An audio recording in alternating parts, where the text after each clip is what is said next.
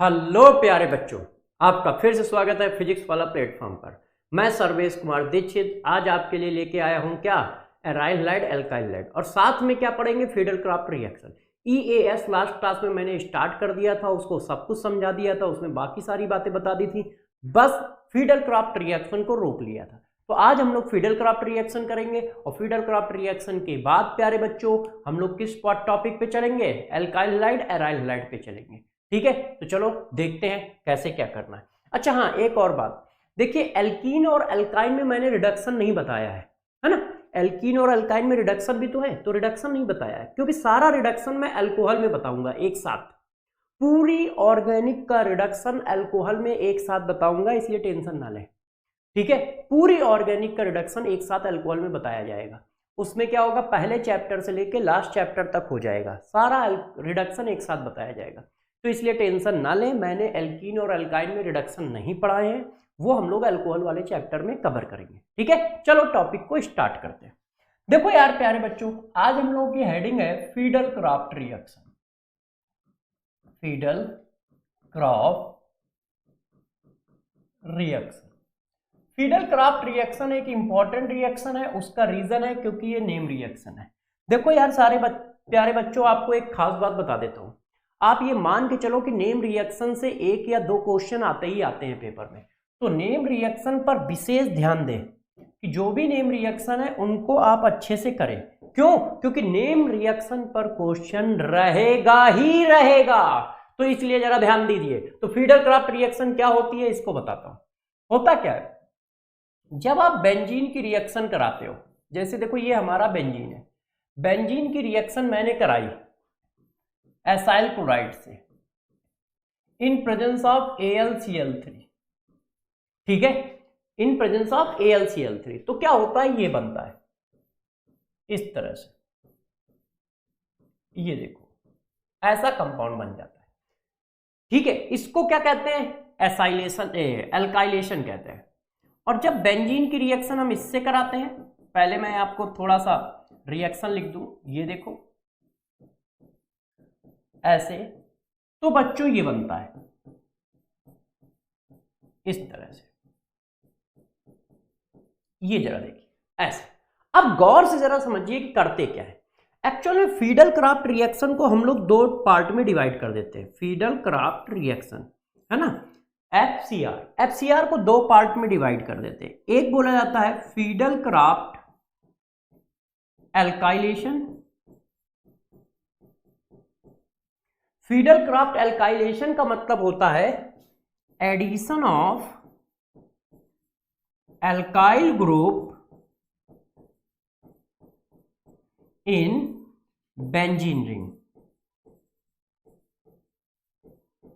Benzene ring, addition of alkyl group in benzene ring. जैसे ये देखो हुआ है, एल्काइल ग्रुप ऐड हुआ है ना, उसको कहते हैं फिडेल क्राफ्ट एल्काइलेशन। और एक होता है Friedel Crafts acylation. Friedel Crafts acylation का मतलब होता है addition of acyl group. Acyl group मेरे प्यारे बच्चों कौन सा होता है, ये इसको एसाइल ग्रुप बोलते हैं। Addition of acyl group in benzene,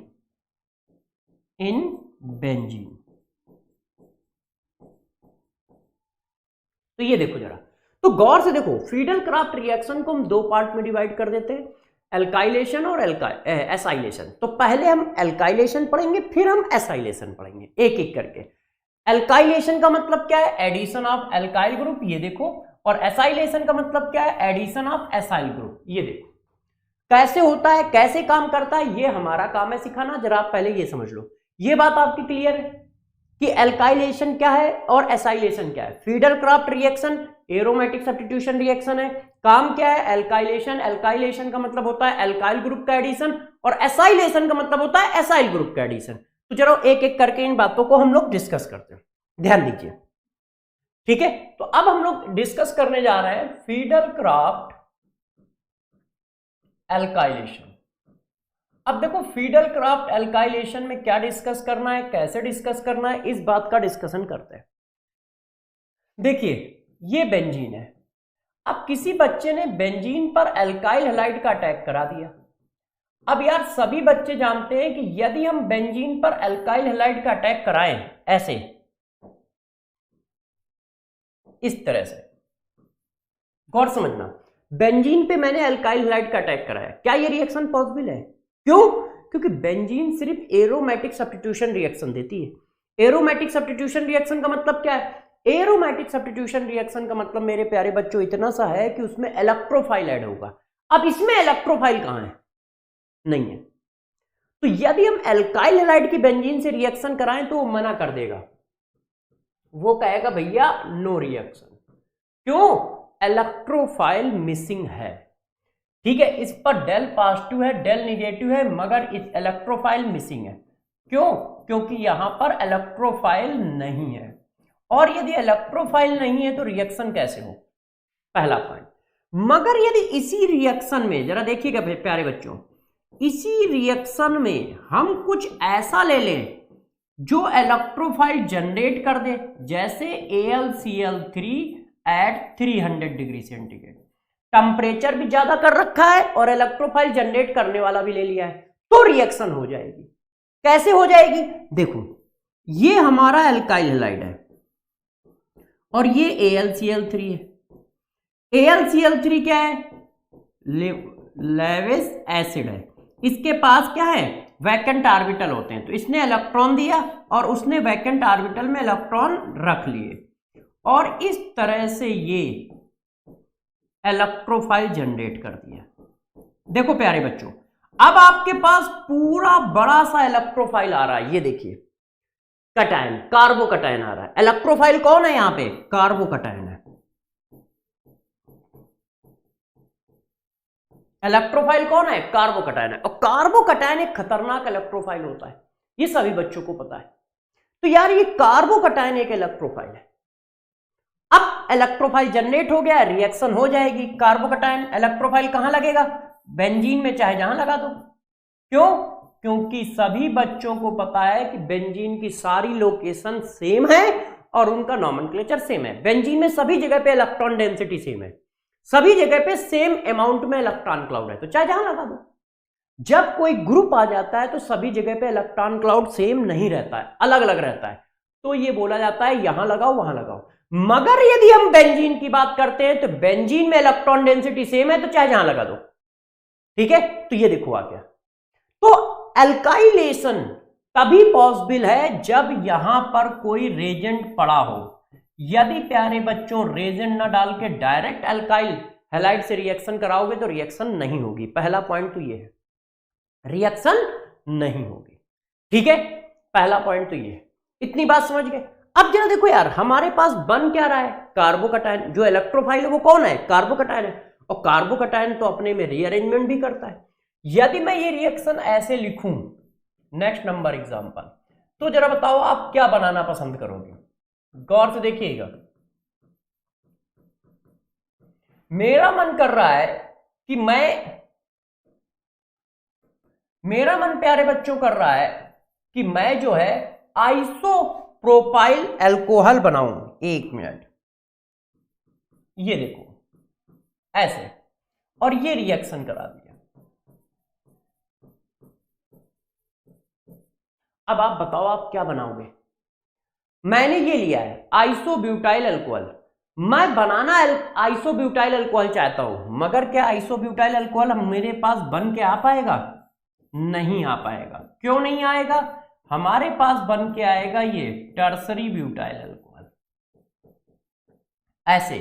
reason क्या है? रीजन ये है कि यहां पर जैसे ही कार्बोकटायन फॉर्म होगा वो अपने को रीअरेंज करके यहां पर शिफ्ट हो जाएगा, ऐसे शिफ्ट हो जाएगा। क्यों शिफ्ट हो जाएगा? क्योंकि कार्बोकटायन जो होते हैं वो रीअरेंजमेंट करते हैं। वो क्या करते हैं? रीअरेंजमेंट करते हैं। तो जब प्यारे बच्चों कार्बोकटायन रीअरेंजमेंट करते हैं तो यार यहां पर जो बना था वो प्राइमरी था ना, यहां पर जो बना वो प्राइमरी था। देखो ऐसे, इस जगह पे जो बनेगा वो क्या होगा? प्राइमरी होगा, क्योंकि ये प्राइमरी कार्बोकटायन है। भाई ये प्राइमरी है, ये टर्सरी है, ऐसा है। तो इस पर जो बनेगा वो प्राइमरी कार्बोकैटायन होगा, और प्राइमरी कार्बोकैटायन अगल बगल देखेगा, और यदि टर्सरी की कंडीशन है या सेकेंडरी कंडीशन है तो क्या करेगा, शिफ्ट कर जाएगा, और शिफ्ट करके किस में कन्वर्ट हो जाएगा, टर्सरी कार्बोकैटायन में। तो टर्सरी कार्बोकैटायन यहां अटैक करेगा, मतलब कुछ ऐसा होगा, ये कार्बोकैटायन बना ऐसे, ये देखो ये कार्बोकैटायन बना, और ये कार्बोकैटायन अपने को क्या करता है, रीअरेंज करता है इस तरह से,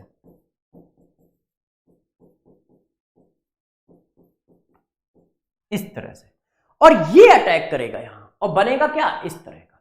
तो यहां पर एक प्रॉब्लम है, क्या, जो आप बनाना चाहते हो वो बन भी सकता है, नहीं भी बन सकता है कि नहीं। प्राइमरी वाला तो ठीक है, मगर जब ज्यादा कार्बन वाला बनाओगे, मैं बनाना चाहता था आइसोप्रोपाइल आइसोब्यूटाइल, मगर बना क्या, tertiary butyl, benzene tertiary butyl, और हम बनाना चाहते थे बेंजीन आइसोब्यूटाइल, तो देखो नहीं बन पाया, है ना। तो इसका मतलब एसाइलेशन मेथड जो है वो एक दो कार्बन तो लगा सकता है, मगर बल्कि एल्केन फॉर्म नहीं कर सकता है। बल्कि एल्केन जब भी फॉर्म करेगा तो टर्सरी फॉर्म कर देगा, और जबकि हम बनाना चाह रहे होंगे प्राइमरी बल्कि एल्केन नहीं फॉर्म कर पाएगा। तो इस बात को समझ पाए। तो कहानी को थोड़ा सा और आगे ले चले, तो जरा देखो कहानी को यदि हम थोड़ा सा और आगे ले चलते हैं तो एक नोट डालते हैं आपके लिए, नोट को समझो, है ना। Alkylation does not form bulky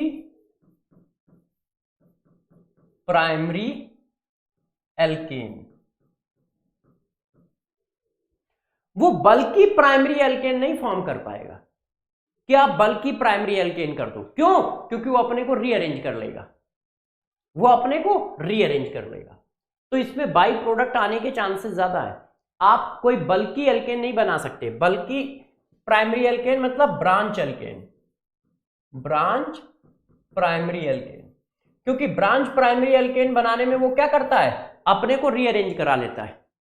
तो इसका एक लिमिटेशन तो है कि यार ऐसा नहीं कर पाओगे आप। क्यों नहीं कर पाओगे, क्योंकि ये कहानी कर देगा वो, क्योंकि ये कहानी कर देगा, ठीक है कि नहीं। अच्छा, कहानी को थोड़ा सा और आगे घुमाते हैं, क्वेश्चन चल रहे हैं, तो क्वेश्चन में जरा देखो, कभी कभी ऐसा भी तो हो सकता है मेरे दोस्त, देखिएगा, डरिएगा नहीं, है ना। डरना सख्त मना है, क्या, डरना सख्त मना है। क्यों, क्योंकि ध्यान रखिए ऑर्गेनिक में स्ट्रक्चर डरावने होते हैं, कॉन्सेप्ट बहुत इजी होते हैं। ऑर्गेनिक में स्ट्रक्चर डरावने होते हैं, कॉन्सेप्ट बहुत इजी होते हैं। आप क्वेश्चन मत करिए, आप स्ट्रक्चर को मत देखिए, आप कॉन्सेप्ट देखिए और फिर अप्लाई करिए। तो जरा देखो यार, ऐसा भी तो हो सकता है कि एल्काइल हैलाइड और बेंजीन रिंग दोनों एक साथ ले लो। भाई यहां पे मैंने क्या किया, इनको अलग अलग लिया है, मगर हम ऐसा भी तो कर सकते हैं कि एल्काइल हैलाइड और बेंजीन रिंग दोनों एक साथ ले लें। जैसे ये देखो, ये बेंजीन रिंग है और ये एल्काइल हैलाइड है, और दोनों एक दूसरे अटैच है। ऐसा भी तो कर सकते हैं ना। और यदि आप ऐसा कर सकते हो तो क्या होगा, अब तो यार रिएक्शन और फास्ट होगी। क्यों, कार्बोकैटायन भी सेल्फ में बनना है, अटैक भी सेल्फ में करना है। तो कार्बोकैटायन ऐसे जनरेट किया तुमने, ये देखो ऐसे, ये Cl है तो प्लस यहां पे आएगा, ये कार्बोकैटायन जनरेट हुआ। अब गौर समझो, कार्बोकैटायन जनरेट हुआ है तो रिंग कैसे बनती है, इस पर जरा फोकस करिए, क्योंकि यहां पे रिंग बनेगी। जब भी कहीं पर एल्काइल हैलाइड और बेंजीन दोनों एक दूसरे से ज्वाइंट हैं, जैसे एल्काइल हैलाइड बेंजीन एक दूसरे से ज्वाइंट हैं, तो हमेशा साइक्लिक रिंग बनेगी। साइक्लिक रिंग बनाना क्या है, देखो मोस्टली साइक्लिक रिंग हम बनाएंगे मोर स्टेबल।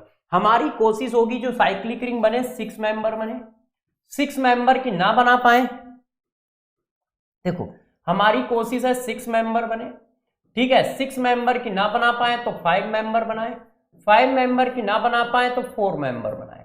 हमारी कोशिश ये है, क्योंकि स्टेबिलिटी का ऑर्डर ये होता है। तो अब जरा देखो बनाते हैं, कैसे करोगे, पहले नंबर डालोगे, कहां से, प्लस से, 1 2 3 4 5। जो भी कार्बोकैटायन बनता है वो हमेशा ध्यान रखना अर्जेंट वाले कार्बन पर मेरे प्यारे बच्चों अटैक करता है। इसका अर्जेंट ये है और ये है, दोनों में से चाहे इस पे अटैक करा लो। तो कितने नंबर पड़े? कार्बोकैटायन से लेके अर्जेंट तक नंबर करना है। कार्बोकैटायन से लेके अर्जेंट कार्बन तक नंबर करना है। क्या करना है? नंबरिंग जो है, नंबरिंग कार्बोकैटायन से लेके मतलब प्लस से लेके, मतलब प्लस से लेकर अर्जेंट कार्बन तक करना है। ये देखो, इससे क्या है, अब कितने मेंबर की रिंग बनी? 5 मेंबर की। अब इन दोनों रिंगों को आप जोड़ दो। जोड़ना कैसे है? जरा देखो, पहले 6 मेंबर की बेंजीन की बनी थी ऐसे, आप बना दो, ठीक है। और एक 5 मेंबर की रिंग इसमें जोड़ दो, ये देखो ऐसे। बस अब देखो 1 2 2 पे ये लगा था, ये रख दिया, ये 5 था, वही नंबर पढ़ेंगे, सेम नंबर पढ़ेंगे। ध्यान रखना कहीं से भी नंबर नहीं डाल सकते हो, उसी जगह से नंबर डालोगे जैसे पढ़े थे। क्यों? क्योंकि 1 जो होता है वो 5 में जुड़ता है, ऐसे 1 जो होता है वो 5 में जुड़ता है। पहली बार है तो हो सकता है आपको दिक्कत हो, इसलिए मैं पूरी मैकेनिज्म कर देता हूं। फर्स्ट टाइम है तो पूरी मैकेनिज्म कर देता हूं। देखो, ये ऐसे अटैक करेगा, तो जब ये ऐसे अटैक करेगा तो ये क्या करेगा? ये अपने बॉन्ड को ब्रेक करेगा ऐसे। तो जब ये अपने बॉन्ड को ब्रेक करेगा और ये ऐसे अटैक करेगा तो देखो कार्बोकैटायन यहां बन गया और ये आपने जाके ऐसे जोड़ दिया। ये देखो नंबर वही है, सेम नंबर पड़े रहेंगे। आपने किससे जोड़ा? 5 से। ये 4 था, ये 3 था, ये 2 था, ये 1। 1 और 5 हमेशा जुड़ेंगे। अब 1 और 5 जुड़ गई है। अब ये कार्बोकैटायन क्या करेगा? अपने को स्टेबलाइज करेगा। क्यों स्टेबलाइज क्यों करेगा? अरे यार ये एरोमेटिक नहीं है, तो ये ऐसे आएगा और ये ऐसे आएगा, तो अपने को फिर से ऐसे बना देगा। ये देखो इस तरह, ये देखो आ गया। तो ये आ गया। तो आपको यदि एल्काइल हैलाइड और कार्बोकैटायन दोनों एक साथ आ गए तो रिंग बनेगी। तो रिंग बनेगी। रिंग बनाने की कोशिश क्या है? 6 की बनाओ, 6 की ना बन पाए तो 5 की बनाओ, 5 की ना बन पाए तो 4 की। जैसे इसमें 6 नहीं बन सकता था, सॉरी बच्चों, 6 नहीं बन सकता है। किसी ने कहा नहीं सर बन तो सकता है, यहां अटैक करा दो। तो ध्यान रखना इतनी दूर पे अटैक नहीं होगा, अटैक ऑलवेज अर्जेंट पे होगा। इतनी दूर पे अटैक नहीं कर पाएगा, इतनी बड़ी बॉन्ड लेंथ नहीं होती है कि कहीं पर भी अटैक कर जाए। सांप थोड़ी ना है कि ऐसे ऐसे लिपटता चला जाएगा। बॉन्ड लेंथ है पिकोमीटर नैनोमीटर में होती है। तो ध्यान रखना दोस्तों, बगल में ही अटैक करेगा, नहीं तो पता चला रहे मेरे मन की मर्जी है चलो यहां अटैक करा ले। नहीं भैया, कॉन्सेप्ट लगेगा और वो कॉन्सेप्ट आपको सिखाना मेरी जिम्मेदारी है। तो बात समझ पाए यार क्या किया हम लोगों ने? अर्जेंट कार्बन पर अटैक होगा हमेशा। नंबरिंग कैसे करोगे? प्लस से करना चालू करोगे। जितने नंबर पढ़ना है उतने मेंबर की एक रिंग बना दो और 1 और मतलब कार्बोकैटायन और वो कार्बन ऐड कर दो लास्ट वाला, बस। और कुछ नहीं करना है। इसको बस पकड़ के ऐसे ऐड कर देना है, इसको बस पकड़ के ऐसे ऐड कर देना है, और कोई काम नहीं करना है। और ये देखो, तो ऐसा भी हो सकता है कि वो आपको फंसाने के लिए ऐसा करे। अब कहानी को थोड़ा और आगे ले चलते हैं। ध्यान दीजिए प्यारे बच्चों, अभी आपने किया क्या? एल्काइलेशन। अब हम करना चाह रहे हैं एसाइलेशन। एसाइलेशन में जरा समझो क्या है। एसाइलेशन में आप क्या करते हो? एसाइलेशन में यार हमको क्या करना है? कुछ नहीं करना है। बेंजीन ली इस तरह से और इस पर मैंने क्या किया? एसाइलेशन करा दिया ऐसे और डाल दिया वही AlCl3 in presence of 300 degree centigrade. ऐसे होता क्या है? जो एसाइल ग्रुप है वो इलेक्ट्रोफाइल की तरह काम करता है और रिंग पे जुड़ जाता है इस तरह से। कैसे जुड़ जाता है जरा समझो, मैकेनिज्म पार्ट को समझो। देखो ये ऐसे है और ये AlCl3 अटैक हुआ तो ये इस तरह का कैटायन जनरेट कर देता है। ये देखो, और अपना बना रहा है क्या? AlCl4 negative. अब जरा मेरी बातों को गौर से समझिएगा, क्या ये अनस्टेबल कैटायन है? गौर से देखिए, ये अनस्टेबल कटायन नहीं है। ये वाला हटाओ यार, दो दो एरो क्यों आ रहे हैं, है कि नहीं प्यारे बच्चों? गौर से देखिए, इसे पहचानिए, कौन है ये? आज तक वाला मुझे याद आ गया, है ना? एक आता नहीं है, गौर से देखिए। तो जरा देखो यार इस गौर से, इसको और गौर से देख के बताओ क्या ये स्टेबल है? तो बेटा ये बहुत स्टेबल है। क्यों? क्योंकि ये ऐसे रेजोनेंस करेगा और ऐसे रेजोनेंस करने के बाद ये जो आया, इसको चेक करो, इसके ऑक्टेट कंप्लीट है, और ऑक्टेट कंप्लीट होते हैं तो ये बहुत स्टेबल होता है ना? ये कैसा है? स्टेबल है। ये देखो, इसके ऑक्टेट कंप्लीट नहीं है मगर ये रेजोनेंस करके अपने ऑक्टेट को कंप्लीट कर लेता है। इसलिए ध्यान रखना, दिखने में तो ये कार्बोकटायन है मगर रीअरेंजमेंट नहीं होगा, नो रीअरेंजमेंट। बगल में चाहे टर्सरी हो या प्रेजेंट हो या कुछ भी हो, ध्यान रखना प्यारे बच्चों, इसको रीअरेंज ना कराना कि पता चला यहां टर्सरी बनना हो तो तुम रीअरेंज करा दो। मतलब ये देखो, यदि हम ऐसे लिख दें तो ऐसा ना करना कि आप रीअरेंज करा दो जाके। ये देखो, तो अब क्या होगा, यहां पे कार्बोकटायन ऐसे बनेगा, ऐसे। तो अब आप इसको रीअरेंज नहीं करा सकते हो। क्यों? क्योंकि ये वाला ज्यादा स्टेबल है और यहां पे प्लस आ गया तो वो अनस्टेबल होगा। क्यों? क्योंकि जब यहां पे प्लस आएगा तो उसका ऑक्टेट कंप्लीट नहीं होगा। और यदि मेरे प्यारे बच्चों, आपको मैंने जब रेजोनेंस पढ़ाया तो एक बात बताई थी, न्यूट्रल विद ऑक्टेट कंप्लीट सबसे ज्यादा स्टेबल है, चार्ज विद ऑक्टेट कंप्लीट दूसरे नंबर पे स्टेबल है। तो ये चार्ज विद ऑक्टेट कंप्लीट है, इसकी स्टेबिलिटी बहुत ज्यादा है, किसी भी कार्बोकटायन से ज्यादा होगी, जो कैसा होगा, ऑक्टेट कंप्लीट वाला नहीं होगा। तो ध्यान रखिए, इसको रीअरेंज नहीं करा सकते। तो इसलिए ध्यान रखिएगा आप सभी लोग कि इसमें रीअरेंजमेंट नहीं होगा। इस कार्बन पे प्लस लगा है, बस यही जाके डायरेक्ट रिंग पे चिपकेगा, कोई रीअरेंजमेंट नहीं करना है। क्यों? क्योंकि हाईली स्टेबल होता है। तो ये वाला पॉइंट जो है वो बहुत इंपॉर्टेंट है, ध्यान रखिए सारे बच्चे, ये वाला पॉइंट, ये पॉइंट बहुत इंपॉर्टेंट है आपके लिए कि हमें रीअरेंजमेंट नहीं कराना है। ठीक है, कहानी को आगे बढ़ाएं। यदि रीअरेंजमेंट नहीं कराना तो क्वेश्चन भी तो होंगे यार। तो जरा देखो क्वेश्चन को आते हैं। जैसे ये देखो, अब हमारा मन फिर से है, क्या मन है आपका? फिर से यही है कि हम आइसोप्रोपाइल जो है, आइसोप्रोपाइल नहीं, आइसो ब्यूटाइल बनाए। ये देखो, तो क्या अब बन जाएगा कि ये रीअरेंज करेगा? तो बच्चों आप सभी जानते हो कि अब रीअरेंजमेंट नहीं होगा, अब ये बन जाएगा। ये देखो ऐसे। अब यदि हम CO ग्रुप का रिडक्शन करा दें तो वही एल्काइल ग्रुप आ जाएगा जो हम चाहते हैं, वही एल्काइल ग्रुप आ जाएगा जो हम चाहते हैं। तो ये वाला मेथड रीअरेंजमेंट नहीं करता, तो ये बल्कि एल्केन बनाने के लिए अच्छा होता है।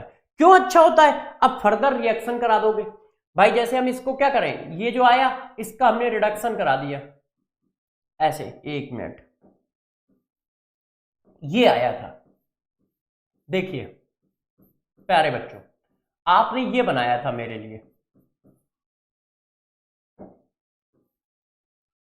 ये देखो आपने यही तो जनरेट किया है।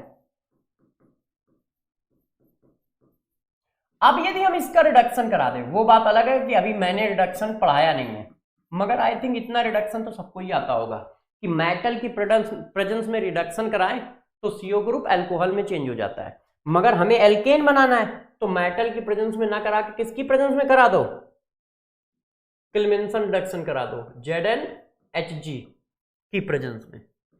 तो CO ग्रुप किस में चेंज हो जाता है, CH2 में। ये क्लेमेंसन रिडक्शन है, आपको पढ़ाया जाएगा जब मैं सारे रिडक्शन एक साथ पढ़ाऊंगा अल्कोहल में। ये देखो, तो CO ग्रुप CH2 में चेंज होता है, ZnHg के प्रेजेंस में यदि रिडक्शन करा रहे हो तो ये क्लेमेंसन रिडक्शन होता है, CO ग्रुप को CH2 में चेंज कर देता है। अब जरा देखो कैसा अल्कोहल आ गया, अब वही अल्कोहल आ गया, वही एल्केन आ गया, आइसो ब्यूटाइल बेंजीन है।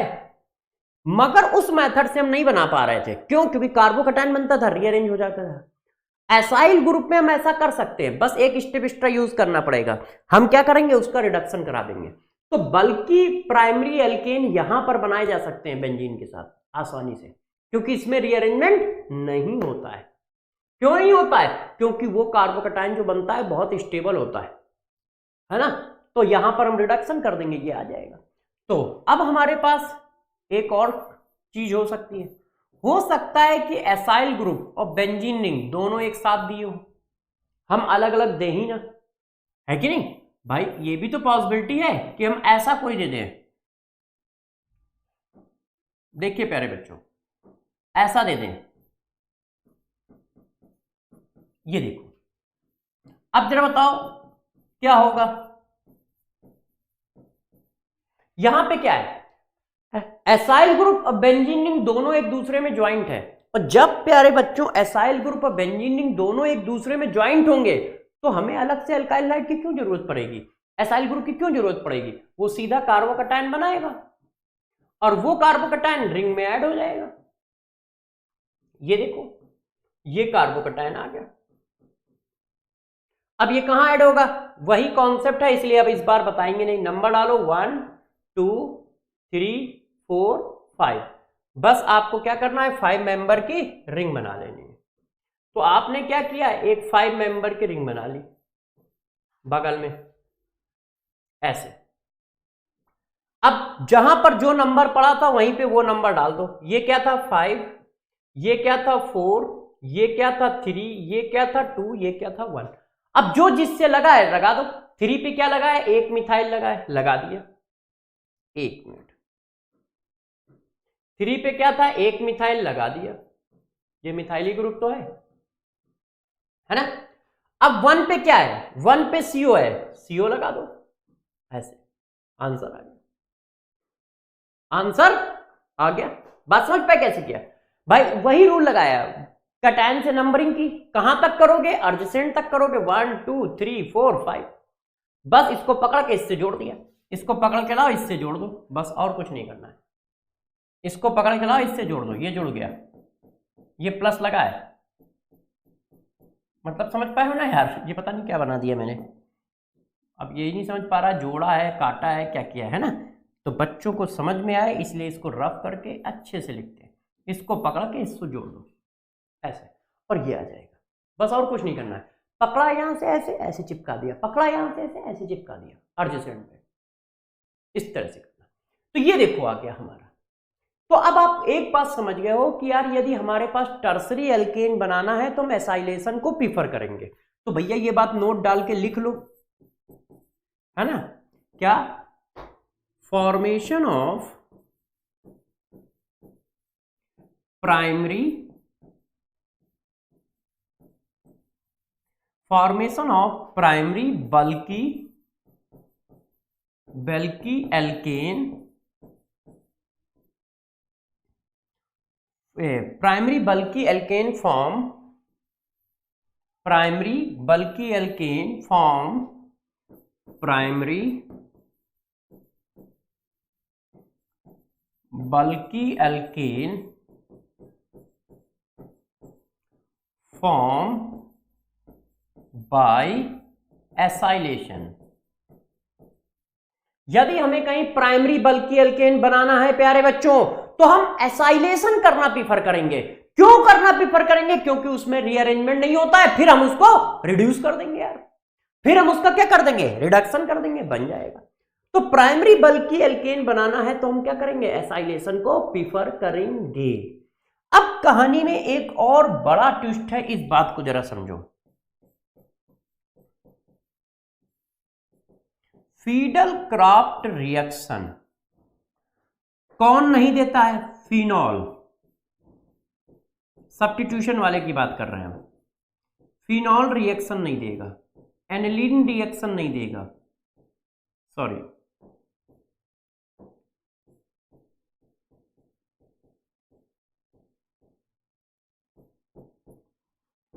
एनिसॉल रिएक्शन नहीं देगा। ये देखो प्यारे प्यारे बच्चों, फिनॉल, एनिसॉल, एनिलीन, ये सब फीडल क्रॉफ्ट रिएक्शन नहीं देते हैं, नो रिएक्शन, या फिर कहो सफिशिएंट अमाउंट में प्रोडक्ट नहीं बनता है। अब बात है ये रिएक्शन क्यों नहीं देते हैं, उसके पीछे रीजन क्या है, तो जरा देखो रीजन क्या है, तो आप रीजन को जरा समझो कि ऐसा क्या रीजन है नहीं देते हैं। क्योंकि ये सब क्या करते हैं, ये सब अडक्ट बना लेते हैं, किसके साथ, AlCl3 के साथ। AlCl3 क्या है, लुईस एसिड है, तो यार जिसके पास लोन पेयर होगा वो लुईस बेस होगा, तो जब लुईस एसिड और लुईस बेस मिलेंगे तो क्या करेंगे, चलो हम इसका रीजन उधर देते हैं, मतलब अगले पेज पे देते हैं, ठीक है ना, जगह नहीं है। तो जरा देखो क्या होता है, लुईस एसिड और लुईस बेस आपस में रिएक्शन करते हैं कुछ इस तरह से, क्योंकि आपने AlCl3 डाला है ना, तो AlCl3 आपस में रिएक्शन कर सकता है, क्यों, क्योंकि ये लुईस या लीवाइस एसिड है और ये सब क्या है, लेवाइस बेस है। ओ base base base base base, तो ये सब क्या है, बेस है। Lone pair acceptor, lone pair donor, तो ये मिलके क्या बना देते हैं, ये प्यारे बच्चे मिलके इस तरह का अडक्ट बना देते हैं, ऐसे इस तरह का, और इस तरह का अडक्ट बनाने से ये मेटा डायरेक्टिंग हो जाती है, क्योंकि इस पर प्लस आ गया, तो ये मेटा डायरेक्टिंग हो जाती है, और मेटा डायरेक्टिंग ग्रुप होने का मतलब डीएक्टिवेटिंग ग्रुप होना। बेंजीन रिंग की इलेक्ट्रॉन डेंसिटी क्या हो गई, कम हो गई, और बेंजीन रिंग की इलेक्ट्रॉन डेंसिटी कम हो जाएगी तो रिएक्शन नहीं कर पाएगा, रिएक्शन नहीं कर पाएगा। तो ध्यान रखो कि ये जो हमारे पास ग्रुप हैं जिनके पास लोन पेयर होता है, जिनके पास लोन पेयर होता है वो सब AlCl3 के साथ एसिड बेस रिएक्शन कर जाते हैं, Lewis acid Lewis base reaction, जिसकी वजह से प्यारे बच्चों जो अडक्ट बनता है वो मेटा डायरेक्टिंग होता है, और मेटा डायरेक्टिंग होने का मतलब रिंग से इलेक्ट्रॉन क्लाउड ऊपर खींचेगा, और रिंग से इलेक्ट्रॉन क्लाउड चला गया तो रिंग डीएक्टिवेट हो गई, तो कोई इलेक्ट्रोफाइल अटैक नहीं कर पाएगा, कोई इलेक्ट्रोफाइल अटैक नहीं कर पाएगा। तो इस बात का हमें बहुत अच्छे से ध्यान रखना है कि ये ग्रुप फीडल क्राफ्ट रिएक्शन नहीं देते। दूसरी बात और कौन नहीं देता है, all deactivating group, deactivating group also, ठीक है, also not so, deactivating group क्या होंगे, वो भी शो नहीं करेंगे, कौन, फीडल क्रॉफ्ट रिएक्शन, फीडल क्राफ्ट रिएक्शन। ऐसा क्यों है कि वो भी फीडल क्राफ्ट रिएक्शन नहीं शो करेंगे, क्योंकि वो रिंग को डीएक्टिवेट कर देते हैं। जब भैया तुम रिंग का सारा इलेक्ट्रॉन क्लाउड खुद खींच लोगे, जो स्ट्रॉन्ग डीएक्टिवेटर होते हैं, अब रिंग का सारा इलेक्ट्रॉन क्लाउड तो ये खुद खींच लेंगे, तो रिंग क्या हो जाएगी, डीएक्टिवेट हो जाएगी, मतलब इलेक्ट्रॉन क्लाउड रहेगा ही नहीं। तो जब बेटा इलेक्ट्रॉन क्लाउड रहेगा ही नहीं तो यार कौन अटैक करेगा इस पे, कैसे कोई पॉजिटिव चार्ज अटैक करेगा जब इलेक्ट्रॉन क्लाउड है ही नहीं, क्योंकि रिंग कैसी हो गई, डीएक्टिवेट। तो जितने भी स्ट्रॉन्ग डीएक्टिवेटिंग ग्रुप हैं, स्ट्रॉन्ग डीएक्टिवेटिंग ग्रुप, वो भी फीडल क्राफ्ट रिएक्शन नहीं शो करते। तो कभी कभी ऑप्शन में ऐसा आ सकता है कौन फीडल क्राफ्ट रिएक्शन शो करेगा कौन नहीं शो करेगा, तो ध्यान रखिएगा। क्या ये फीडल क्राफ्ट रिएक्शन शो करेगा, टायलुइन, तो ये शो करेगा। क्यों शो करेगा, क्या इसके पास लोन पेयर है, नहीं, तो जब लोन पेयर नहीं है तो अडक्ट नहीं बना पाएगा। क्या ये डीएक्टिवेटिंग ग्रुप है, नहीं, ये तो एक्टिवेटिंग ग्रुप है, एक्टिवेटिंग भी है, लोन पेयर भी नहीं है, तो आराम से मस्त शो करेगा फीडल क्राफ्ट रिएक्शन।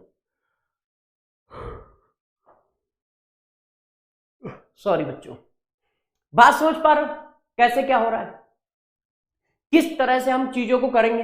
एक्चुअल में आजकल इतने ज्यादा लेक्चर हैं कि सोने को नहीं मिल पा रहा है, इसीलिए थोड़ा सा दिक्कत है, तबीयत भी ठीक नहीं है, ठीक है, मगर वेलकम बैक, फिर से आएंगे और उसी ताकत के साथ आएंगे, और होपफुली कल या परसों तक बिल्कुल भन्नाट हो जाएंगे, सही हो जाएंगे बिल्कुल अच्छी तरह से, और फिर हम लोग मिलके वैसे भी पढ़ रहे हैं, जी जान लगा के पढ़ रहे हैं, मगर और ताकत के साथ पढ़ेंगे, और इतनी ताकत के साथ पढ़ेंगे कि सेलेक्ट हो जाए, है ना। तो टेंशन ना ले, चीजों को करते रहे। बातें समझ पा रहे हो क्या करना है, कैसे करना है, फीडल क्राफ्ट रिएक्शन में क्या बातें बताई गई हैं। अब जरा देखो यार, फीडल क्राफ्ट रिएक्शन के बाद अब हम लोग स्टार्ट करने जा रहे हैं अपना नया टॉपिक, जिसका नाम है alkyl halide and aryl halide. Alkyl halide और एराइल हैलाइड में जो सबसे पहले पढ़ना है वो पढ़ना है एसएन रिएक्शन, मतलब न्यूक्लियोफिलिक सब्स्टिट्यूशन रिएक्शन। तो जरा देखो, सबसे पहले हम लोग पढ़ेंगे न्यूक्लियोफिलिक सब्स्टिट्यूशन रिएक्शन। तो यार दोस्त, न्यूक्लियोफिलिक सब्स्टिट्यूशन रिएक्शन क्या है, कैसे काम करती है, इसको देखो। सबसे पहले क्या पढ़ोगे, न्यूक्लियोफिलिक सब्स्टिट्यूशन रिएक्शन।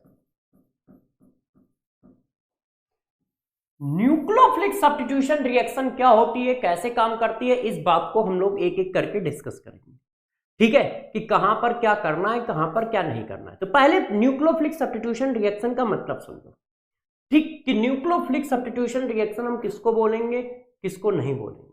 तो जरा देखिए, सबसे पहला पॉइंट, न्यूक्लियोफाइल। यदि मैं पूछूं न्यूक्लियोफाइल क्या होता है, तो कोई बच्चा क्या बताना पसंद करेगा कि सर ये न्यूक्लियोफाइल है। कोई बच्चा डिफिनीशन बता सकता है कि न्यूक्लियोफाइल की डिफिनीशन क्या आएगी, उसके हिसाब से क्या होता है न्यूक्लियोफाइल। तो लोग कहते हैं न्यूक्लियस लविंग स्पीसीज। क्या बोलते हैं, न्यूक्लियस लविंग स्पीसीज। ये क्या होता है यार, न्यूक्लियस लविंग स्पीसीज? कौन आके तुम्हें बताएगा भैया मैं न्यूक्लियोफाइल हूं, न्यूक्लियस से प्यार करता हूं? ये क्या फर्जीपना है, न्यूक्लियस लविंग स्पीसीज है, कैसे पता चलेगा न्यूक्लियस लविंग स्पीसीज? तो आप क्या करोगे, आप इस बात को ध्यान दोगे, यदि किसी का ऑक्टेट कंप्लीट है, गौर समझते जाइए, और उसके पास मिनिमम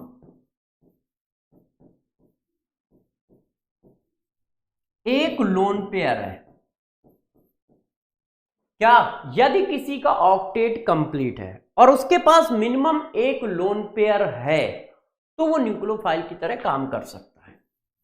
आप इस चीज को पकड़िएगा, ठीक है, इस चीज को मत देखिएगा, न्यूक्लियस लविंग स्पीसीज, ठीक है, वो जो किसी पॉजिटिव चार्ज पे अटैक कर सकता हो। हमें कैसे पता चलेगा यार कौन किसी पॉजिटिव चार्ज पे अटैक कर सकता है, बताता थोड़ी है, नहीं भाई मेरा मन पॉजिटिव चार्ज पे अटैक करने का है। हर मॉलिक्यूल तो पोलर है हाइड्रोकार्बन छोड़ के सभी तो पूरी केमिस्ट्री में पोलर है। तो कैसे पकड़ा जाए कौन न्यूक्लियोफाइल है कौन नहीं? तो ध्यान रखिएगा, आप ये ध्यान रखिए, आपके लिए मैंने ये पढ़ाया है, तो आपका फोकस इस पर होना चाहिए, इस पर, कि यदि कहीं न्यूक्लियोफाइल आपको सेलेक्ट करना है तो सबसे पहले उसका ऑक्टेट कंप्लीट हो और मिनिमम एक लोन पेयर हो, उसका ऑक्टेट कंप्लीट हो और मिनिमम मेरे दोस्त उस पर एक लोन पेयर हो। तो जरा बताओ ऐसे एग्जांपल हैं क्या कोई? मैं पूछ रहा हूं, वैसे मैंने ये बात लीगेंड में पढ़ाई है तो तुम अच्छे से मेरे हिसाब से पकड़ लोगे, टाइम नहीं लगाओगे। हैलोजन, जरा बताइए हैलोजन के बैलेंस में कितने होते हैं? 7, एक आ गया कितने हो गए? 8, ऑक्टेट कंप्लीट है। क्या भाई के पास लोन पेयर है? लोन पेयर की फैक्ट्री है, मैक्सिमम किसी एटम के पास 4 लोन पेयर हो सकते हैं और 4 हैं भाई के पास। तो इसका मतलब क्या है, ये न्यूक्लियोफाइल है मेरे दोस्त। क्यों? क्योंकि ऑक्टेट भी कंप्लीट है और लोन पेयर भी है। जरा ये बताओ, OH नेगेटिव। अब मैंने आपको पढ़ाया था कि एक बॉन्ड बनने से एक इलेक्ट्रॉन बढ़ता है। ऑक्सीजन के बैलेंस में कितने होते हैं? 6। एक हाइड्रोजन के साथ बॉन्ड बन गया 7 और एक माइनस लगाया 8। भाई पता भी तो होना चाहिए, बच्चा बेचारा कैसे निकालेगा कि ये ऑक्टेट कंप्लीट है या नहीं? ऑक्सीजन के बैलेंस में बैलेंस इलेक्ट्रॉन पे काउंट करना होता है, ध्यान रखिएगा। किस पे काउंट करना है? बैलेंस इलेक्ट्रॉन पे। तो ऑक्सीजन के बैलेंस में कितने? 6। एक हाइड्रोजन लगा दिया 7 और एक माइनस आ गया 8। ऑक्टेट कंप्लीट है और लोन पेयर तो है ही है, तो न्यूक्लियोफाइल है। इस बात को और आगे बढ़ा लेते हैं। क्या ये न्यूक्लियोफाइल है? ये देखो, ये तो उसका पड़ोसी है। ऑक्टेट भी कंप्लीट है, लोन पेयर भी है। यदि ऑक्सीजन का है तो इसका भी होगा, एक ही ग्रुप के हैं, तो ये भी न्यूक्लियोफाइल होगा, है कि नहीं? तो हमें क्या चेक करना है? कुछ इस तरह से चेक करना है। यदि मैं पूछूं क्या N3 निगेटिव न्यूक्लियोफाइल है? यार उसके बैलेंस में कितने होते हैं? 5 होते हैं। भाई नाइट्रोजन है ना, नाइट्रोजन के बैलेंस में 5 इलेक्ट्रॉन होते हैं, और 3 आ गए, 8 हो गए, तो ऑक्टेट भी कंप्लीट है और लोन पेयर भी है, तो ये भी क्या होगा? न्यूक्लियोफाइल होगा। मैंने पूछा क्या ये न्यूक्लियोफाइल है? अपने वाटर, ऑक्सीजन के बैलेंस में कितने होते हैं? ऑक्सीजन के बैलेंस में कितने होते हैं? 6, 2 बॉन्ड बना लिया, 8। ऑक्टेट तो कंप्लीट है, क्या लोन पेयर है? तो न्यूक्लियोफाइल है। तो बच्चे ने कहा क्या सर अमोनिया भी न्यूक्लियोफाइल होगा? तो मैंने कहा यार ये तो आप बताओगे। मैंने कहा ये तो उल्टा हो गया, हम तुमसे पूछ रहे हैं, तुम हमको चिपका दे रहे हो कि सर क्या अमोनिया भी न्यूक्लियोफाइल हो गया। चलो दोनों लोग मिलकर चेक करते हैं। क्या नाइट्रोजन के बैलेंस में कितने इलेक्ट्रॉन? 5। बॉन्ड कितने बनाए? 3। तो 3 बॉन्ड बनाए तो 3 इलेक्ट्रॉन बढ़ गए, 5 3 8। इसका मतलब इलेक्ट्रोफाइल मतलब ऑक्टेट कंप्लीट हो गया। क्या लोन पेयर है? तो ये क्या न्यूक्लियोफाइल है। तो इसका मतलब ये न्यूक्लियोफाइल होगा। इसका मतलब ये क्या है? न्यूक्लियोफाइल होगा। नाइट्रोजन के बैलेंस में 5 इलेक्ट्रॉन थे, 3 बॉन्ड बना लिए और 8 हो गए, और 2 इलेक्ट्रॉन आपको दिख रहे हैं, तो ये न्यूक्लियोफाइल है। मगर मेरे प्यारे बच्चों क्या ये न्यूक्लियोफाइल है? अमोनियम आयन, नाइट्रोजन के बैलेंस में 5, एक प्लस लगाया चला गया 4। प्लस का मतलब जाना, माइनस का मतलब आना, है कि नहीं? तो जरा बताओ, नाइट्रोजन के बैलेंस में 5, एक चला गया 4, 4 बॉन्ड बनाए 8। बात समझ गए ना ये कैसे बोल रहा हूं? मेरे हिसाब से समझ ही गए होगे, पकड़ पा रहे हो ना मैं कैसे बोल रहा हूं? भाई बैलेंस में 5 थे, एक चला गया, 4 बचे, और 4 बॉन्ड बना लिए। 4 बॉन्ड लिखे ना, देखो CH4 लिखा है, तो 4 बॉन्ड, एक बॉन्ड बढ़ाने से एक बढ़ता है, तो 4 बॉन्ड बढ़ाने से 4 बढ़ गए, तो 4 थे, 4 बढ़ गए, 8 हो गए, तो 8 इलेक्ट्रॉन हो गए। क्या लोन पेयर है? नहीं। क्यों? 5 थे, एक चला गया, 4 बचे, और चारों ने बॉन्ड बना लिया, तो फिर लोन पेयर कहाँ है कि नहीं? इसका फिगर तो ऐसे है ना, आप सब जानते हैं कि ये लोन पेयर नहीं है। तो जब मेरे दोस्त इसके पास लोन पेयर नहीं है तो ये न्यूक्लियोफाइल हो सकता है? नहीं। दूसरी कंडीशन कहां फॉलो कर रहा है? तो ये न्यूक्लियोफाइल नहीं हो सकता। अच्छा, क्या कार्बोकैटायन न्यूक्लियोफाइल हो सकता है?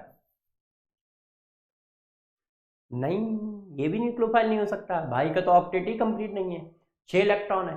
कार्बन में कितने होते हैं? 4, एक चला गया 3, 3 बॉन्ड बनाए 6, ऑक्टेट कंप्लीट ना, न्यूक्लियोफाइल ना, है कि नहीं यार दोस्त? बात तो समझ पा रहे हो? तो देखो ये कहानी है। तो न्यूक्लियोफाइल समझने के लिए बुक को मत देखो कि इलेक्ट्रॉन लविंग होना चाहिए, ये करेगा वो करेगा, उसमें तो भैया कंफ्यूजन है, हम खुद नहीं समझ पाते हैं यार वो क्या कहना चाहते हैं। इसको समझो, ठीक है? क्या कहना चाहते हैं कि ऑक्टेट कंप्लीट हो और मिनिमम 1 लोन पेयर हो। यदि किसी का ऑक्टेट कंप्लीट है, मिनिमम 1 लोन पेयर है, तो वो न्यूक्लियोफाइल है। वो इतना कैपेबल है कि दूसरों को इलेक्ट्रॉन दे सकता है, ठीक है? दूसरों को इलेक्ट्रॉन दे सकता है। तो न्यूक्लियोफाइल पता चल गया। अब जरा देखो, अब हम न्यूक्लियोफिलिक सब्स्टिट्यूशन रिएक्शन पढ़ाते हैं। देखो ये मेरे प्यारे बच्चों एक अल्काइल हैलाइड है, इस पर मैंने एक न्यूक्लियोफाइल का टैग मार दिया, ये देखो ऐसे। अल्काइल हैलाइड है तो पोलरिटी होगी, ये प्लस होगा ये माइनस होगा। अल्काइल हैलाइड में पोलरिटी तो होगी ना, क्योंकि ये इलेक्ट्रॉन ऐसे शिफ्ट होंगे ऐसे। अब जरा बताओ क्या करेगा? यार ये तो नेचर का एक पार्ट है। क्या नेचर का पार्ट है? कि माइनस प्लस को प्यार करता है, प्लस माइनस को प्यार करता है। इसमें हम क्या बताएं यार, बताओ जरा।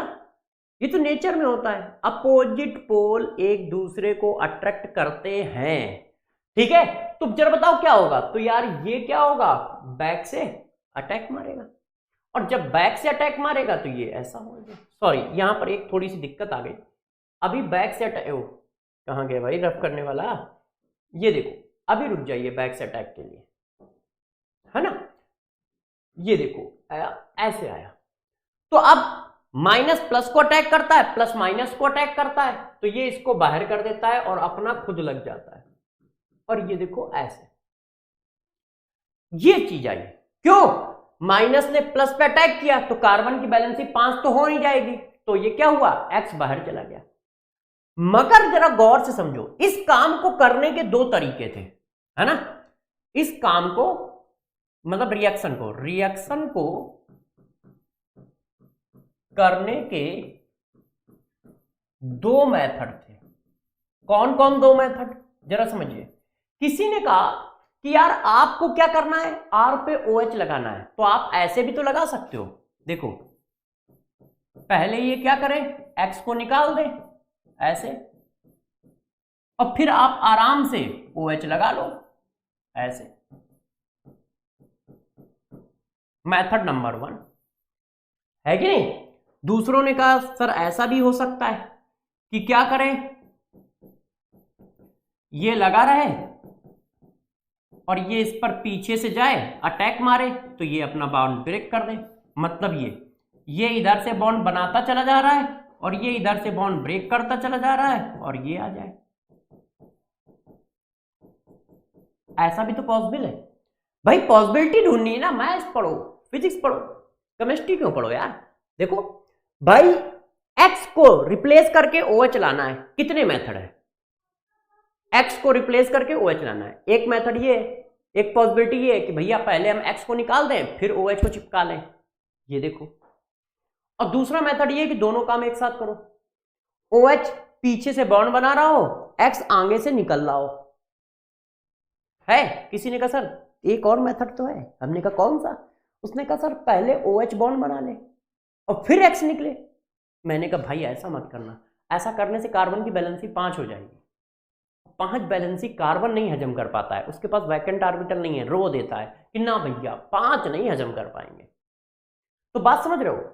वैसे मैथ के हिसाब से 3 पॉसिबिलिटी है। क्या, पहले ये एक्स को निकाल दे और फिर OH को चिपका ले। एक साइमल्टेनियस हो, OH बॉन्ड फॉर्म कर रहा है, एक्स निकाल रहा है।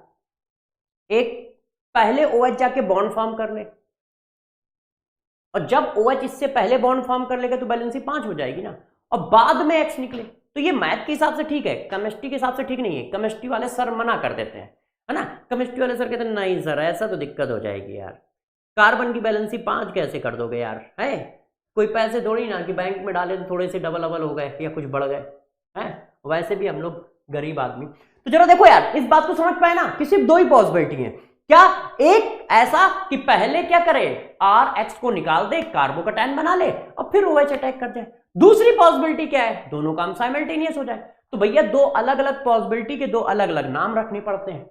इसका नाम रख दिया जाता है क्या, इसका नाम साइंस के गलियारों में रख दिया जाता है SN1। इसका नाम साइंस के गलियारों में रख दिया जाता है SN2। क्यों, वो छोटे इजी नाम नहीं रखते हैं, रमेश सुरेश, है ना, ऐसे नहीं रखते हैं, राहुल सर्वेश, ऐसे नाम नहीं रखते वो रखते हैं SN1, जैसे तुम डर जाओ। SN2 है। SN1 का मतलब क्या हुआ, जरा देखो। SN1 का मतलब क्या हुआ, इसका मतलब हुआ unimolecular nucleophilic substitution reaction. ये देखो SN2 का मतलब क्या होता है, 2 का मतलब होता है by molecular nucleophilic substitution reaction. एक बात ध्यान रखना, जो कहां बहुत ज्यादा जगहों पे गलत हो जाती है या बच्चे उसको गलत समझ लेते हैं या लोग उसको गलत इंटरप्रिटेट कर देते हैं, वो क्या है मेरे प्यारे बच्चों, जरा गौर समझो। ये जो 1 और 2 आया है, ये ऑर्डर के रिस्पेक्ट में नहीं आया है, ये मॉलिक्यूलरिटी के रिस्पेक्ट में आया है। जो 1 और 2 आया है, ये ध्यान रखना, ऑर्डर के रिस्पेक्ट में नहीं नाम लिया गया है, मॉलिक्यूलरिटी के रिस्पेक्ट में नाम किया है। यूनी मॉलिक्यूलर का मतलब मॉलिक्यूलरिटी इसकी 1 है। ऑर्डर कितना है इसकी कोई हम लोग डिस्कस नहीं कर रहे हैं, वो तो टाइम आने पर डिस्कस किया जाएगा। हम ये कह रहे हैं कि इसकी मॉलिक्यूलरिटी 1 है और इसकी मॉलिक्यूलरिटी 2 है, हम लोग ये डिस्कस कर रहे हैं। डिस्कशन ये है, ये जो बाई मॉलिक्यूलर और यूनी मॉलिक्यूलर है, ये ऑर्डर के रिस्पेक्ट में नहीं है। बहुत सारी जनता इसको ऑर्डर के रिस्पेक्ट में समझती है। तो गौर समझो, ये क्या है, मालिकुलरिटी 1 है और इसकी क्या है, मालिकुलरिटी 2 है। हो सकता है ऑर्डर और मालिकुलरिटी बराबर हो, मगर ऐसा कोई कंपल्सन नहीं है, तो इसलिए ध्यान रखना ये मालिकुलरिटी के रिस्पेक्ट में नाम लिखे गए हैं। अब जो ये वाला स्टेप है अपने आप कार्बोकैटायन बनाना, ये आरडीएस है। इसमें कौन सा स्टेप आरडीएस है, ये आरडीएस है। अब जरा देखो आरडीएस वाले स्टेप में कितने मॉलिक्यूल पार्टिसिपेट कर रहे हैं, एक, इसलिए मॉलिक्यूलरिटी 1। आरडीएस वाले स्टेप में कितनी स्पीसीज पार्टिसिपेट कर रही हैं, 2, इसलिए मॉलिक्यूलरिटी 2। आरडीएस वाले स्टेप में कितने मॉलिक्यूल पार्टिसिपेट कर रहे हैं, 1, इसलिए मॉलिक्यूलरिटी 1। इसको SN1 बोला गया, इसको SN2 बोला गया। कहानी समझ पाए क्या हुआ, कुछ नहीं था। एल्काइल हैलाइड में पोलरिटी थी, न्यूक्लियोफाइल आया, उसने कहा भैया देखो मेरे पास माइनस चार्ज है और प्लस दिख गया है, तो अब तो अटैक होके रहेगा। क्यों, क्योंकि opposite charge attract each other. अब यार उसने अटैक किया तो एल्काइल हैलाइड ने कहा कि यार देखो मैं दो तरह से हाइड्रोजन निकाल सकता हूं। एक तो तरीका है कि पहले हाइड्रोजन को निकाल दें, प्लस आ जाएगा और फिर OH आराम से अटैक कर ले। इस तरीके का नाम रखा गया SN1 रिएक्शन। और एक दूसरा तरीका है कि दोनों काम एक साथ हो, X निकल रहा हो और OH अटैक कर रहा हो, इस तरीके का नाम रखा गया SN2 रिएक्शन। 2 सिंबलाइज किस बात का कर रहा है, 2 सिंबलाइज कर रहा है मॉलिक्यूलरिटी ऑफ रिएक्शन का। Molecularity of reaction rate determination step से निकाली जाती है, ये देखो और ये देखो। ये क्या है, 2 स्टेप की है, ये 1 स्टेप की, तो सॉरी ये क्या है, एक मॉलिक्यूल पार्टिसिपेट कर रहा है, इसमें क्या है 2 मॉलिक्यूल पार्टिसिपेट। इतनी बात ठीक है, SN1 SN2 समझ गए। इसका मतलब SN1 कार्बोकैटायन बनाएगा, SN2 कार्बोकैटायन नहीं बनाएगा, साइमल्टेनियस हो रहा है। अब हम दोनों को एक साथ पढ़ाते हैं पैरेलल में। इतनी कहानी ठीक है, यहां तक समझ में आ गया। यदि यहां तक समझ में आ गया तो कहानी को और आगे बढ़ाते हैं। देखो यार दोस्त, हमारा थोड़ा सा पढ़ाने का तरीका इस जगह पे अलग है, आप बस मेरी बातों को अच्छे से फॉलो करिएगा, आप समझ जाओगे कि मैं ऐसा क्यों कर रहा हूं। देखो SN1 और SN2 दोनों पैरेलल में पढ़ाऊंगा, इससे 2 काम होंगे, कंपेयर अपने आप होता चला जाएगा, तो आपको कभी टेंशन नहीं होगी कंपेयर कैसे करें। तो जरा देखिए, एक तरफ हम लोगों ने लिख लिया क्या, SN1 रिएक्शन, एक तरफ दोस्त हम लोगों ने लिख लिया क्या, SN2 रिएक्शन।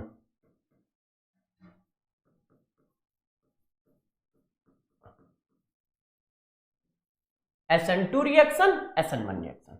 अब हम लोग एक एक करके चीजों को बढ़ाते हैं और समझते हैं कि क्या कैसे कब होता है, ठीक है। देखिएगा पहले SN1 कैसे होती है, तो SN1 का एग्जांपल हम लोग लिखते हैं कि भाई SN1 किस तरह से होती है, उसका मेथड क्या है। तो देखो SN1 का मेथड ये है कि पहले ये होगा, ये क्या बना देगा, कार्बोकैटायन बना देगा और फिर इस पर न्यूक्लियोफाइल अटैक करेगा ऐसे। अब जरा मेरे को बताओ, ये कार्बोकैटायन बनाएगा और न्यूक्लियोफाइल अटैक करेगा और न्यूक्लियोफाइल ऐसे ऐड हो जाएगा। ये SN1 का मेथड है। SN2 का मेथड क्या है, भाई ये अल्काइल हैलाइड है, इस पर न्यूक्लियोफाइल अटैक करेगा मगर साइमल्टेनियस, न्यूक्लियोफाइल पीछे से अटैक करके बॉन्ड बना रहा होगा। एक मिनट जरा इसको हम लोग रफ कर लें तो थोड़ा सा अच्छा सा फिगर बना पाएंगे हम लोग, ठीक है ना प्यारे बच्चों। न्यूक्लियोफाइल पीछे से अटैक करके बॉन्ड बना रहा होगा, X बॉन्ड हटा रहा होगा और इस तरह से ये आ जाएगा ऐसे। और बॉन्ड बनाना, बॉन्ड ब्रेक होना मैं आपको बता देता हूं कैसे किया जाता है। ये देखो, ये देखो ऐसा हो रहा होगा, ये एक है, ठीक है ना। तो कौन किस तरह से बॉन्ड को ब्रेक कर रहा है, कौन किस तरह से बॉन्ड को बता रहा है, पहला पॉइंट तो ये है। अब एक एक करके इन सब चीजों को पढ़ते हैं, किस किस चीज का क्या क्या इफेक्ट होगा। इस पूरी रिएक्शन में कई बॉन्ड ब्रेक हो रहे हैं, कई बॉन्ड फॉर्म हो रहे हैं, तो वो अपना इफेक्ट तो छोड़ ही रहे होंगे, है कि नहीं। तो अब एक एक करके चीजों पर हम लोग फोकस करते हैं और हेडिंगों को पकड़ते हैं कि कौन सी हेडिंग में क्या करते हैं। तो सबसे पहली बात करते हैं काइनेटिक्स की, हेडिंग नंबर 1 कि इनकी काइनेटिक्स कैसे चलेगी। जो हेडिंग इधर पढ़ाऊंगा वही हेडिंग इधर पढ़ाऊंगा, जैसे आप आसानी से समझ जाएं कि दोनों में डिफरेंसेस क्या है। काइनेटिक्स, अब जरा इस बात को समझिए, काइनेटिक्स कैसे चलेगी। जरा बताना आरडीएस कौन सा स्टेप है, तो मैंने आपको बताया आरडीएस ये वाला स्टेप है, RX से कार्बोकैटायन फॉर्म होना, ये आरडीएस है। SN1 में। इसमें RDS कौन सा स्टेप है? इसमें स्टेप ही एक होता है, ऐसा ये वाला स्टेप RDS है, मतलब यही सीधा प्रोडक्ट ये बनेगा ऐसे, इसी को हम RDS कहते हैं। अब जरा गौर से समझिएगा, पहला पॉइंट, ये 2 स्टेप की रिएक्शन है, 2 स्टेप रिएक्शन। क्यों? एक स्टेप में कार्बोकैटायन बना और एक स्टेप में अटैक हुआ। ये क्या है? ये एक स्टेप की रिएक्शन है, सिंगल स्टेप रिएक्शन है, मतलब यहां से चलोगे यहां गिरोगे, ये कुछ नहीं आएगा। ये तो सिर्फ एक दिखावा है, दिखाया जा रहा है जैसे तुम समझ पाओ हुआ क्या है। अटैक मारेगा, सीधा प्रोडक्ट हाजिर। सॉल्यूशन में आज तक ये चीज नहीं दिखा है कि कैसे बॉन्ड ब्रेक हो रहे हैं, कैसे फॉर्म हो रहे हैं, ऐसा कुछ एग्जिस्ट नहीं करता है। ये होता है फिर ये होता है, सीधी बात ये होता है फिर ये होता है, सीधी बात ये। ऐसा कैसे हो रहा है? ऐसा दिखता नहीं है, ऐसा दिखता नहीं है, ये होता है फिर ये होता है। इसका मतलब ये एग्जिस्ट नहीं करता। ये आपको समझाने के लिए सिर्फ हम लोग बना देते हैं।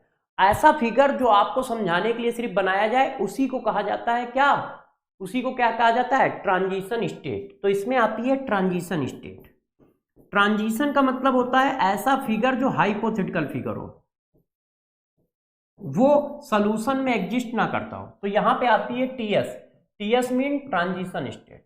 ऐसा फिगर जो सॉल्यूशन में एग्जिस्ट करता हो उसको बोलते हैं इंटरमीडिएट स्टेट। तो इसमें आती है इंटरमीडिएट स्टेट। अब आप समझ रहे होंगे कि दोनों में कंपेयर अपने आप कैसे हो रहा है। इसमें इंटरमीडिएट स्टेट आती है, ये सॉल्यूशन में एग्जिस्ट करता है कार्बोकैटायन फ्रैक्शन ऑफ सेकंड के लिए, मगर वो मिलता ही नहीं है, वो तो एक हाइपोथेटिकल स्टेट है। और जो हाइपोथेटिकल स्टेट होती है उसको हम लोग सिर्फ क्या करते हैं, आपको समझाने के लिए बनाते हैं या थ्योरी को डिस्कस करने के लिए बनाते हैं। तो काइनेटिक्स में पहली बात, अब देखो अपने आप कंपेयर होता जा रहा है कि ये 2 स्टेप की है, वो 1 स्टेप की है। उसमें ट्रांजिशन स्टेट आती है, इंटरमीडिएट नहीं आती है। इसमें इंटरमीडिएट आती है, ट्रांजिशन भी आती है, यहां से ब्रेक होना, ठीक है, ट्रांजिशन ही है। तो इसमें इंटरमीडिएट स्टेट आती है, उसमें ट्रांजिशन स्टेट आती है। ये 2 स्टेप की होती है, वो 1 स्टेप की होती है। अब थोड़ा सा कहानी को और आगे खींचते हैं, खींचो भाई। रेट की क्या इक्वेशन बनेगी? K। अब इसमें क्या है, सिर्फ कार्बोकैटायन था तो रेट तो सिर्फ इस पे डिपेंड करेगा, RX पे। क्यों? क्योंकि वहां पर कोई न्यूक्लियोफाइल है ही नहीं, और यहां पर रेट किस पे डिपेंड करेगा? K RX into OH negative. OH negative को न्यूक्लियोफाइल मान लो तो ये न्यूक्लियोफाइल हो गया। ये देखो, तो इसकी रेट इक्वेशन क्या बनेगी? ये क्यों? जब रेट डिटर्मिनेशन स्टेप है तो इसके पास 2 प्रोडक्ट है। आपको पता है रेट इक्वेशन कैसे लिखी जाती है? Rate equal to rate constant into concentration of product की पावर 1। और ये सिंगल स्टेप रिएक्शन है, इसका मतलब ये एलिमेंट्री रिएक्शन है। ये कैसी है? एलिमेंट्री रिएक्शन है भाई, सिंगल स्टेप रिएक्शन है ना, अभी तो सिंगल स्टेप है तो ये एलिमेंट्री है। और इसका रेट ये आया, इसका रेट ये आया। अब इससे क्या मिलता है? इससे ये पता चलता है कि इसकी मॉलिक्यूलरिटी 1 है और ऑर्डर ऑफ रिएक्शन भी 1 है। यहां पर भी यही बात पता चलती है कि मॉलिक्यूलरिटी 1 है, सॉरी इसमें 2 है ना, तो मॉलिक्यूलरिटी 2 है एंड ऑर्डर ऑफ रिएक्शन भी 2 है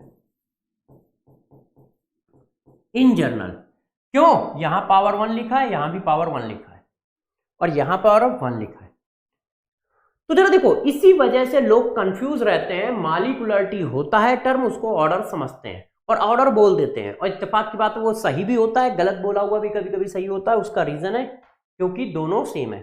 तो जरा देखो, काइनेटिक्स की बात आई तो ये है, ये 2 स्टेप की रिएक्शन, वो 1 स्टेप की रिएक्शन, इसमें इंटरमीडिएट आता है, उसमें ट्रांजिशन आता है, इसका रेट ये होता है, उसका रेट ये होता है, इसकी molecularity 1, order of reaction 1। Order of reaction 1 क्यों? क्योंकि यहाँ पे 1 लिखा है, और इसकी मॉलिक्यूलरिटी 2, ऑर्डर ऑफ रिएक्शन 2। इतनी बात आ गई। अब बात आता है रेट डिपेंड किस पे करेगा, रेट का कंपेयर किससे करोगे। यदि रेट ऑफ रिएक्शन पूछा जाएगा तो हम किस चीज पे फोकस करेंगे? तो कहानी को और आगे बढ़ाते हैं, ठीक है, कहानी को और आगे बढ़ाते हैं। यदि ये चीज खिसक जाती तो बहुत अच्छा होता है, मगर ये स्लाइड होता है। तो चलिए कहानी को और आगे बढ़ाते हैं। अब हम लोग फिर इस बात को लिखते हैं, ये देखिए इधर। अब इधर हम लोग काम करते हैं, तो कहानी को और आगे बढ़ाते हैं। रेट ऑफ रिएक्शन क्या होगा? Rate of reaction SN1 reaction directly proportional होगा स्टेबिलिटी ऑफ कार्बोकैटायन।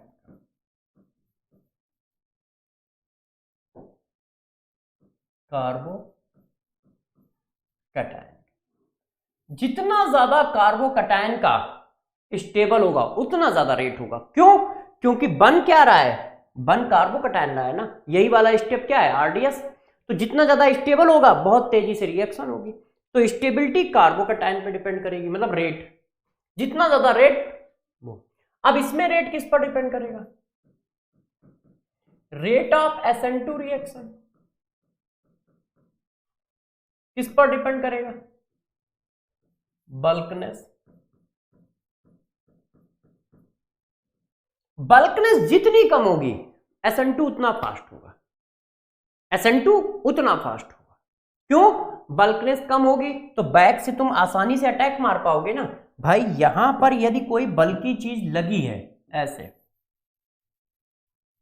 तो तुमको अटैक तो बैक से ही मारना है ना, कैसे मार पाओगे? बैक वाले कार्बन पे दिक्कत आएगी ना, है कि नहीं? एक मिनट। तो इस वजह से ध्यान रखिए SN2 रिएक्शन बल्कनेस होती है। जैसे ये देखो, ये बल्कनेस आ गई, ध्यान दीजिए, ये बल्कनेस है। अब आप बैक पे अटैक मारना चाहते हो, ठीक है, ये न्यूक्लियोफाइल है और ये हमारे मिथाइल ग्रुप है ऐसे। अब मेरे दोस्त तुम बताओ जरा, अटैक कैसे लगेगा? ये कैसे बैक से अटैक करे? कहां से घुसे? यहां से घुसे, यहां से घुसे, कहां से घुसे? है किसी ने कहा सर आगे से घुस जाए ना, ऐसे इस तरह से अटैक मारे। तो मेरे दोस्त ये भी पॉसिबल नहीं है। क्यों? क्योंकि ये जो तुम BR देख रहे हो ना यार, ये भी तो बल्कि है, इस पर भी तो माइनस चार्ज होता है।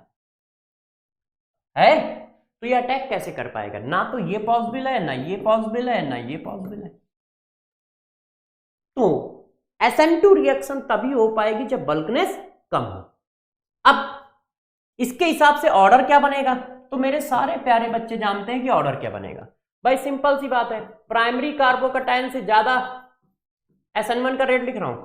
प्राइमरी कार्बोकैटायन से ज्यादा स्टेबल, मिथाइल कार्बोकैटायन से ज्यादा स्टेबल होता है प्राइमरी कार्बोकैटायन। प्राइमरी कार्बोकैटायन से ज्यादा स्टेबल होता है सेकेंडरी कार्बोकैटायन, होता है कि नहीं? और सेकेंडरी कार्बोकैटायन से ज्यादा स्टेबल होता है टर्सरी कार्बोकैटायन। ये देखो, ये आ गया रेट। जितना ज्यादा स्टेबल कार्बोकैटायन उतना ज्यादा रेट, सिंपल सी बात है। ओ सॉरी, तो कार्बोकैटायन की स्टेबिलिटी निकालना तो आप सभी बच्चों को आता है, GOC में हम लोगों ने ये किया ही है। तो जितना ज्यादा स्टेबल कार्बोकैटायन उतना ज्यादा तेज SN1 का रिएक्शन होगा, ठीक है। जैसे किसी ने कहा arrange rate of SN1 reaction for given alkyl halide. Given alkyl halide के लिए SN1 का रेट बताओ, तो हम बता देंगे यार। कैसे बताना है जरा देखो, क्वेश्चन तो दे पहले। तो ये देखो, एक क्वेश्चन ये आया ऐसे, और एक ऑप्शन आपके पास ये आया, और एक ऑप्शन आपके पास ये आया। अब वो पूछ रहे हैं बताओ किसमें एल्काइल हैलाइड का रेट ज्यादा होगा। तो बता सकते हो कार्बोकैटायन किस पर बनेगा? तो कार्बोकैटायन किसका ज्यादा स्टेबल होगा? सबसे ज्यादा स्टेबल होगा C का, फिर होगा A का, फिर होगा B का। क्यों? C में रेजोनेंस है और A क्या है? सेकेंडरी है, और B क्या है? मिथाइल कार्बोकैटायन है, प्राइमरी भी नहीं है, मिथाइल कार्बोकैटायन है। अब यही बात यहां आ गई। इसका मतलब आप क्या कह रहे हो? जितनी कम बल्कनेस उतनी ज्यादा रेट। तो जितनी कम बल्कनेस की बात की जा रही है, तो बल्कनेस कम किस में होती है? एक में। जब 2 कार्बन हो गए तो और बल्कनेस बढ़ गई, 3 कार्बन हो गए तो और बल्कनेस बढ़ गई, है कि नहीं, और 4 कार्बन हो गए तो और बल्कनेस बढ़ गई, और बल्कनेस बढ़ जाएगी तो रेट कम हो जाएगा। ये देखो, ये कॉन्सेप्ट है, ऐसा है कि नहीं प्यारे बच्चों। एक मिनट यार, ये देखिए, तो बात समझ पा रहे हो। तो SN2 रिएक्शन के लिए बल्कनेस नहीं चाहिए, क्योंकि बैक से अटैक करना है। बैक पे यदि हमारे पास बहुत बल्कि ग्रुप रहेंगे तो उसको आने नहीं देंगे, क्योंकि सेम चार्ज है तो रिपल मारेंगे, और सेम चार्ज होगा, रिपल मारेंगे तो बेचारा अटैक नहीं कर पाएगा, बेचारा अटैक नहीं कर पाएगा। ठीक है, इतनी बात हुई, इतनी बात आप समझ पा रहे हैं कि किस तरह से कि बल्कनेस का ऑर्डर हमारा क्या चलेगा और किस तरह से चलेगा। अब जरा देखो यार, यहां तक कि हम लोगों ने बात की कि भाई प्राइमरी में ऐसा ऐसा हो सकता है, सेकेंडरी में ऐसा ऐसा हो सकता है। अब थोड़ा सा चेंज करते हैं कॉन्सेप्ट को, थोड़ा सा चेंज कॉन्सेप्ट को करना है। तो जरा देखो, इतनी बात हम लोगों ने काइनेटिक्स में कर ली। अब हम लोग बात करते हैं नेक्स्ट पॉइंट की। नेक्स्ट पॉइंट क्या है जरा समझो। फिर हम लोगों ने लाइन खींची, नेक्स्ट पॉइंट पे आए, देखो नेक्स्ट पॉइंट उठाते हैं। इधर क्या है, SN1, ध्यान रखिएगा। इधर क्या है मेरे दोस्त, SN2, है ना। अब मैंने दूसरे नंबर की हेडिंग ली, इसको चेक करते हैं कि भाई इसका क्या इफेक्ट होगा। देखो, इफेक्ट ऑफ न्यूक्लियोफाइल, न्यूक्लियोफाइल का क्या इफेक्ट होगा। इसमें भी दूसरी हेडिंग, इफेक्ट ऑफ न्यूक्लियोफाइल। ठीक, अब जरा देखो हम न्यूक्लियोफाइल का इफेक्ट चेक करते हैं। जरा मेरे दोस्त बताना इस रिएक्शन की मैकेनिज्म क्या है। ये SN1 की मैकेनिज्म क्या है। ये पहला स्टेप RDS है, और इसमें कहीं न्यूक्लियोफाइल की जरूरत है हमें। पहला स्टेप RDS है, क्या इसमें कहीं न्यूक्लियोफाइल की जरूरत है हमें, नहीं। अच्छा, दूसरा स्टेप में जरूरत है, और दूसरे स्टेप में पूरा का पूरा प्लस आ गया है। अब पूरे के पूरे प्लस पे तुम अटैक कर ही लोगे यार। पार्सली पॉजिटिव पे अटैक करना टफ है, जैसे यहां पर है, मगर जब पूरा मॉलिक्यूल पे प्लस चार्ज है, पूरे पे प्लस चार्ज डिस्ट्रीब्यूट है, तो चाहे जितना न्यूक्लियोफाइल वीक डालो आराम से हो जाएगा। तो जरा देखो यार, इसका मतलब SN1 रिएक्शन में न्यूक्लियोफाइल का कोई इफेक्ट नहीं है, नो इफेक्ट। क्यों, क्योंकि रेट डिटर्मिनेशन स्टेप पे न्यूक्लियोफाइल नहीं है। किसी ने पूछा रीजन क्या है, रीजन ये है कि रेट डिटर्मिनेशन स्टेप में न्यूक्लियोफाइल का टर्म नहीं है ना। क्या, रेट डिटर्मिनेशन स्टेप में, रेट डिटर्मिनेशन स्टेप में न्यूक्लियोफाइल का टर्म नहीं है। जब रेट डिटर्मिनेशन स्टेप में न्यूक्लियोफाइल का टर्म ही नहीं है तो फिर बात ही खत्म हो गई। क्यों, क्योंकि रेट इतनी है, तो रेट पे क्या इफेक्ट डालेगा, कोई इफेक्ट नहीं डालेगा वो, क्योंकि रेट तो ऐसे लिखा है ना, ऐसे लिखा है। ये देखो, तो न्यूक्लियोफाइल क्या लेते हो क्या नहीं लेते हो इससे कोई फर्क नहीं पड़ता है। यहां देखो क्या करता है, न्यूक्लियोफाइल इफेक्ट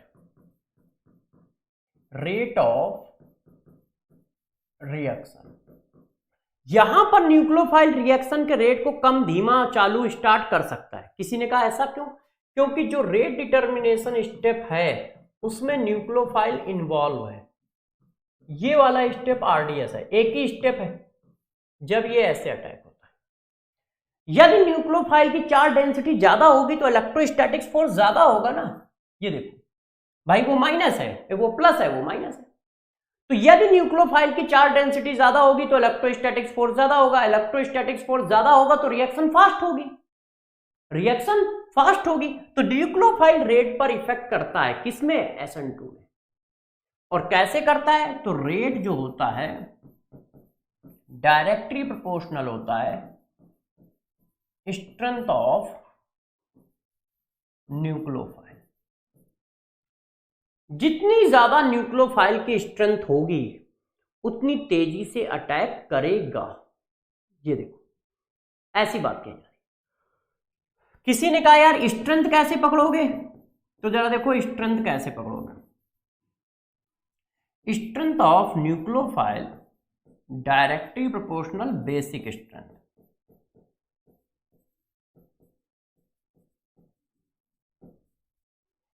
जितना ज्यादा बेसिक होगा उतनी ज्यादा न्यूक्लियोफिलिसिटी होगी, उतनी तेजी से वो अटैक कर रहा होगा।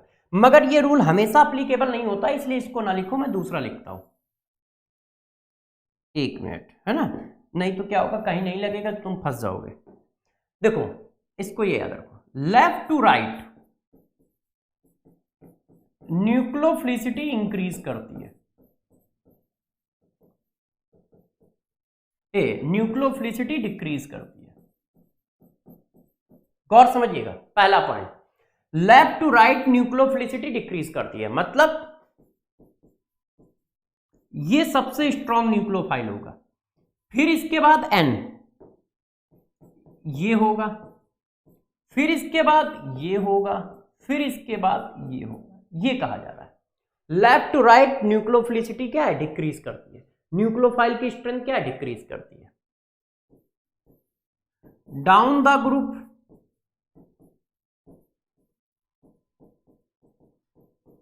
न्यूक्लियोफाइल की स्ट्रेंथ इंक्रीज करती है, increases. Down the group nucleophile की स्ट्रेंथ क्या होती है, इंक्रीज। इसका मतलब इससे बेटर न्यूक्लियोफाइल ये, इससे बेटर न्यूक्लियोफाइल ये, इससे बेटर न्यूक्लियोफाइल ये देखो, OH से better nucleophile SH negative, SH negative से बेटर न्यूक्लियोफाइल ये। Down the group nucleophile character क्या होता है, इंक्रीज करता है, तेजी से अटैक करेगा। कौन, I निगेटिव। ठीक है, तो न्यूक्लियोफाइल के बारे में जान गए। अब नेक्स्ट पॉइंट, ठीक है, जैसे जैसे बल्की होता जाएगा न्यूक्लियोफिलिक कैरेक्टर कम होता जाएगा। अगली जगह के लिए हम लोग एक और पॉइंट बनाते हैं, नेक्स्ट लाइन, एक मिनट, ऐसे देखो प्यारे बच्चों,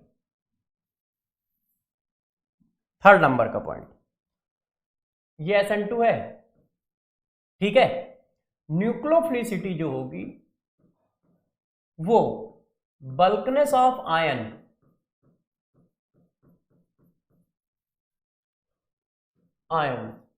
के इनवर्सली प्रोपोर्शनल। इसका मतलब ये और ये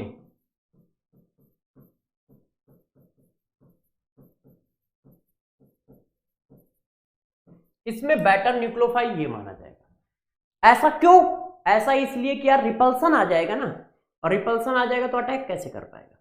तो यदि कहीं बल्कनेस में कंपेयर हो रहा है तो फिर ऐसा चलेगा। जैसे ये देखो, ये बेटर न्यूक्लियोफाइल माना जाएगा किससे, इससे, ऐसे। ध्यान रखना सेम टाइप के आयन होने चाहिए, है ना, सेम कैटेगरी होनी चाहिए, सेम टाइप के आयन। अलग अलग टाइप के ना हो, मतलब ऑक्सीजन का ऑक्सीजन के साथ कंपेयर होगा, नाइट्रोजन का नाइट्रोजन के साथ कंपेयर होगा, सल्फर का सल्फर के साथ कंपेयर होगा।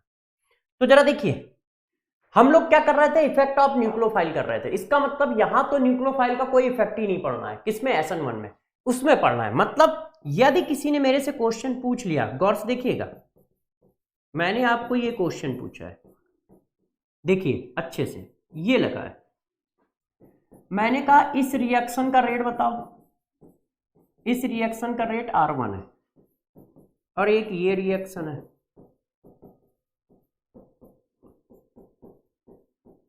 इसका रेट R2 है। R1 और R2 के बीच में क्या रिलेशन होगा, R1 और R2 के बीच में क्या रिलेशन होगा, दोनों SN रिएक्शन है, और कौन सी SN है, SN1। और पहली बात, SN1 की कंडीशन थोड़ी लिख लो यार, है ना, उसको देखने में मजा नहीं आएगा, कहेगा यहाँ बल्कनेस तो है नहीं, तो थोड़ी सी बल्कनेस बढ़ा देते हैं। ये देखो, कुछ ऐसे कर देते हैं, दोनों हमारे पास क्या है, SN रिएक्शन है, तो वो पूछा जा रहा है, जरा बताओ, सेम कंपाउंड है। हम लोग क्या चेक कर रहे हैं, हम लोग चेक कर रहे हैं न्यूक्लियोफाइल, क्योंकि न्यूक्लियोफाइल अलग अलग किया, बाकी सब सेम किया है, तो हम कहेंगे कि R1 अप्रोक्सीमेट इक्वल होगा R2 के। किसी ने कहा क्यों, यहां तो न्यूक्लियोफाइल NH2 है, यहां तो न्यूक्लियोफाइल OH है, तो हम कहेंगे भैया nucleophile no effect in SN1 reaction. और यही क्वेश्चन यदि हमसे यहां पूछ दिया गया तो डिट्टो सेम क्वेश्चन इस जगह पूछा गया। ये देखो, देखो प्यारे बच्चों, डिट्टो सेम क्वेश्चन, वही न्यूक्लियोफाइल लगाएं, अलग कोई नहीं है। रेट R1, अब इसमें कहा जा रहा है रेट का आंसर लगाओ।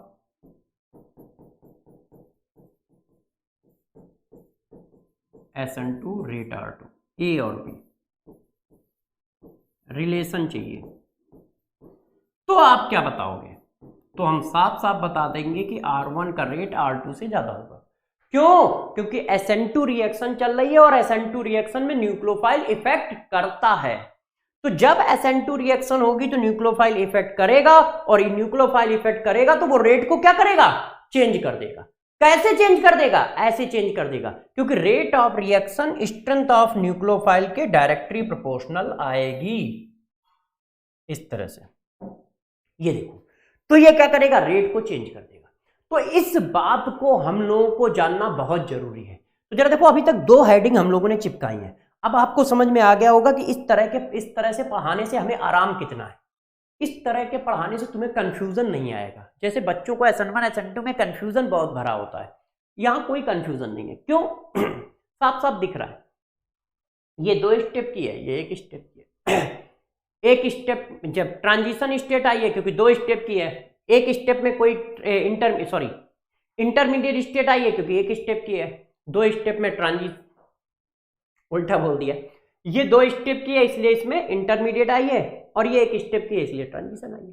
तो कंपेयर सामने सामने लिखा है, ये देखो साफ साफ आपको पता चल रहा है कि हमें करना क्या है। ये देखिए, अब हम चलते हैं तीसरे नंबर पॉइंट पे। तो चलो तीसरा नंबर पॉइंट लिखते हैं, जरा उसको समझते हैं कि भाई तीसरा नंबर पॉइंट क्या है। ठीक है, दोनों तरफ सेम चलेंगे, जो इधर वही उधर, एक जैसा पॉइंट, जैसे हम लोग उन बातों को समझ सके। तो जरा देखो यार, इफेक्ट ऑफ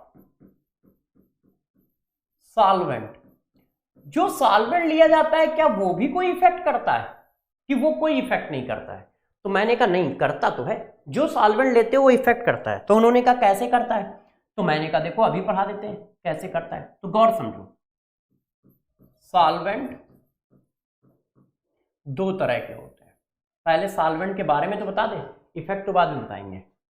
एक होता है, ठीक है, एक सॉल्वेंट प्यारे बच्चों हमारा होता है पोलर सॉल्वेंट, एक होता है नॉन पोलर सॉल्वेंट।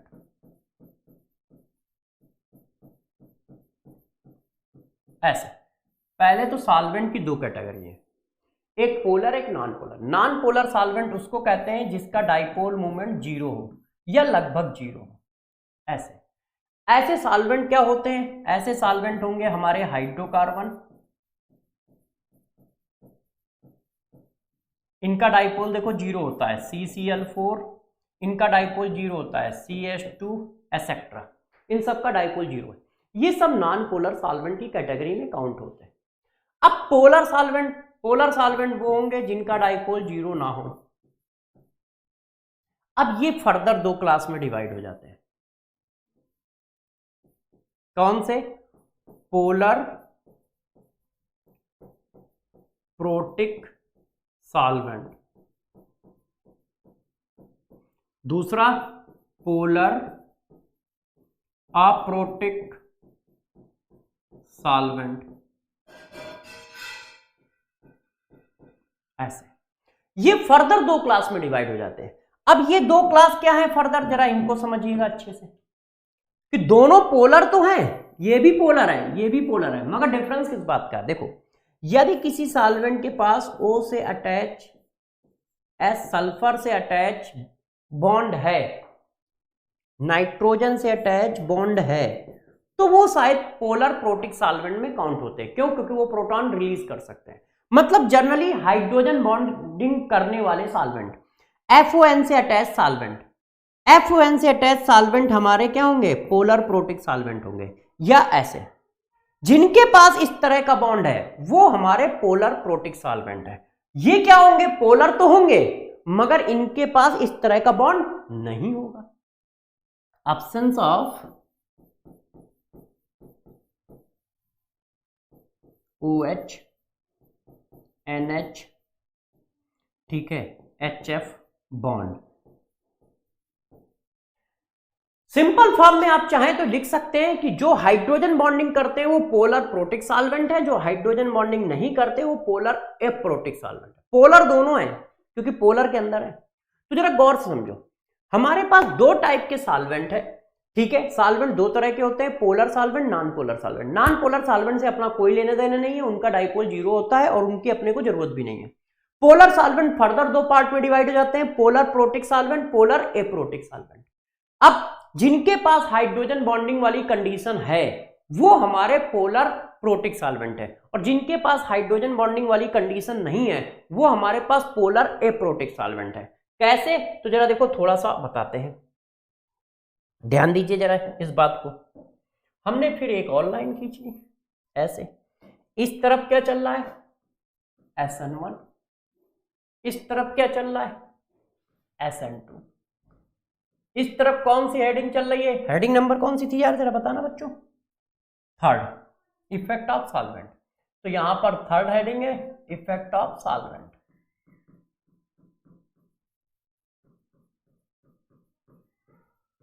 तो जरा आप देखो कौन सा सॉल्वेंट किसको अप्रोच करता है। तो जरा गौर से देखिएगा, इस रिएक्शन की मैकेनिज्म क्या थी, जरा बताना। इस रिएक्शन की मैकेनिज्म ऐसे थी, ऐसे न्यूक्लियोफाइल बैक से अटैक मारता था, ऐसे, यही सिचुएशन तो थी। अब जरा बताओ यार, क्या आप अकेले, जैसे मेरे पास RX है तो RX के साथ आप क्या न्यूक्लियोफाइल ऊपर से डाल दोगे?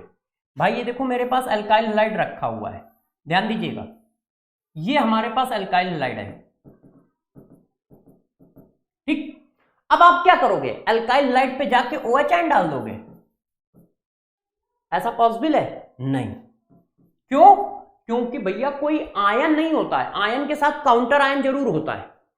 आपने कभी आयन स्टोर किया है क्या? OH ion, NH2 ion, carbocation, carbene ion कहीं स्टोर किया? नहीं, काउंटर आयन के साथ आते हैं। तो इसका मतलब तुम्हें ये नहीं हो सकता है, तुम ये कर सकते हो कि हमारे पास ये अल्काइल हैलाइड है, ऐसे हम इसमें क्या डाल दें? NaOH डाल दें। तो ये बात ठीक है, ये बात तो गलत थी, ऐसा पॉसिबल नहीं है, मगर ये बात ठीक है। ये नहीं हो सकता मगर ये हो सकता है। अब प्रॉब्लम जरा समझो, तुम इतनी देर से चिल्ला रहे हो कि सर ऐसा है, तुम इतनी देर से चिल्ला रहे हो कि सर ये प्लस है ये माइनस है। माइनस ने क्या किया? प्लस देखा अटैक कर दिया। माइनस ने क्या किया? प्लस देखा अटैक कर दिया। तो बच्चों ने कहा सर ये बताओ, ये सोडियम आयन क्या करेगा? वो प्लस है, वो माइनस नहीं देखेगा क्या? बोलो भैया, माइनस वाला प्लस देख सकता है और अट्रैक्शन फोर्स अप्लाई करके अटैक कर सकता है, तो प्लस वाला माइनस नहीं देख सकता है, वो भी तो उस पर अटैक कर सकता है? या ये प्लस इस माइनस को छोड़ेगा ही क्यों? है तो बहुत सारी कंडीशन है। तो इनको कैसे कम किया जाता है? देखो सॉल्वेंट क्या करता है, हम इसमें ऐसा सॉल्वेंट लेते हैं, गौर से समझिएगा कि हम कैसा सॉल्वेंट लेते हैं, ठीक है, आपके काम की बात है। हम उसमें ऐसा सॉल्वेंट लेते हैं जो DMSO, पोलर एप्रोटिक तो होगा ही होगा। जरा समझो, हमने कहा था पोलर एप्रोटिक सॉल्वेंट और पोलर प्रोटिक सॉल्वेंट, तो SN2 रिएक्शन में यूज होता है, पहले लिख देता हूं, polar aprotic solvent favour SN2 reaction. Polar aprotic solvent SN2 reaction को फेवर करता है। कैसे बताता हूं। जैसे देखो डीएमएसओ, डीएमएसओ होता है डाई मिथाइल सल्फो ऑक्साइड, ऐसे, ये ऐसे बना होता है, ये है। उनकी एक साइड बल्कि रहेगी, ये देखो कौन सी साइड, प्लस वाली, और माइनस वाली साइड फ्री रहेगी। प्लस वाली साइड क्या होगी, प्लस वाली, है ना, जो प्लस वाली साइड होगी वो बल्कि होगी,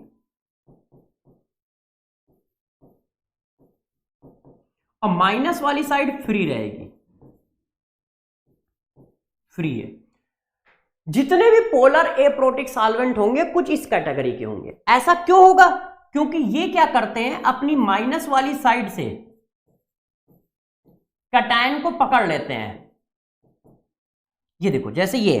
तो अब यहां पे क्या होगा, सोडियम जो है वो कैप्चर हो जाएगा ऐसे, प्लस माइनस का अट्रैक्शन फोर्स लगा के, मगर यहां पर न्यूक्लियोफाइल कैप्चर नहीं हो पाएगा। क्यों, क्योंकि यहां पर बल्कनेस है।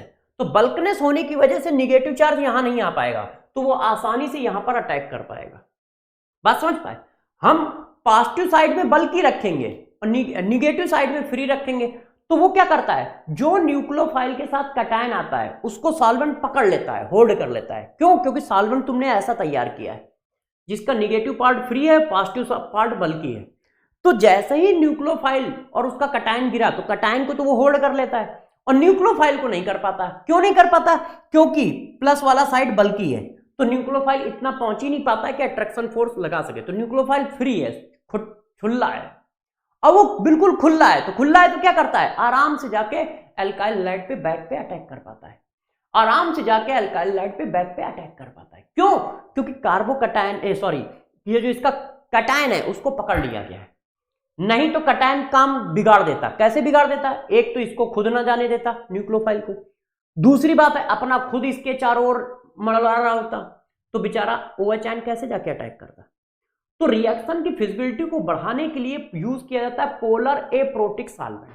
पोलर एप्रोटिक सॉल्वेंट क्या करता है, कैटायन को पकड़ लेता है, एनायन को पकड़ नहीं पाता है। तो किसी ने कहा कैटायन को पकड़ लेता, क्या उसके पास दिमाग होता है कि भैया कैटायन को पकड़ लो एनायन को छोड़ दो, नहीं, वो तो दिमाग से परे है, उसके पास कोई दिमाग नहीं है। तो हम लोग उसकी सिचुएशन ऐसी बना के देते हैं, उसका कैटायन का साइड बल्कि कर देते हैं और एनायन का साइड फ्री रखते हैं। तो एनायन में इलेक्ट्रोस्टैटिक फोर्स जनरेट हो जाता है, कैटायन की साइड में इलेक्ट्रोस्टैटिक फोर्स जनरेट नहीं हो पाता क्योंकि बल्कनेस है, तो निगेटिव आयन फ्री रहता है, बैक से अटैक करता है, रिएक्शन फास्ट होती है। तो पोलर एप्रोटिक सॉल्वेंट फेवर करते हैं SN2 रिएक्शन को।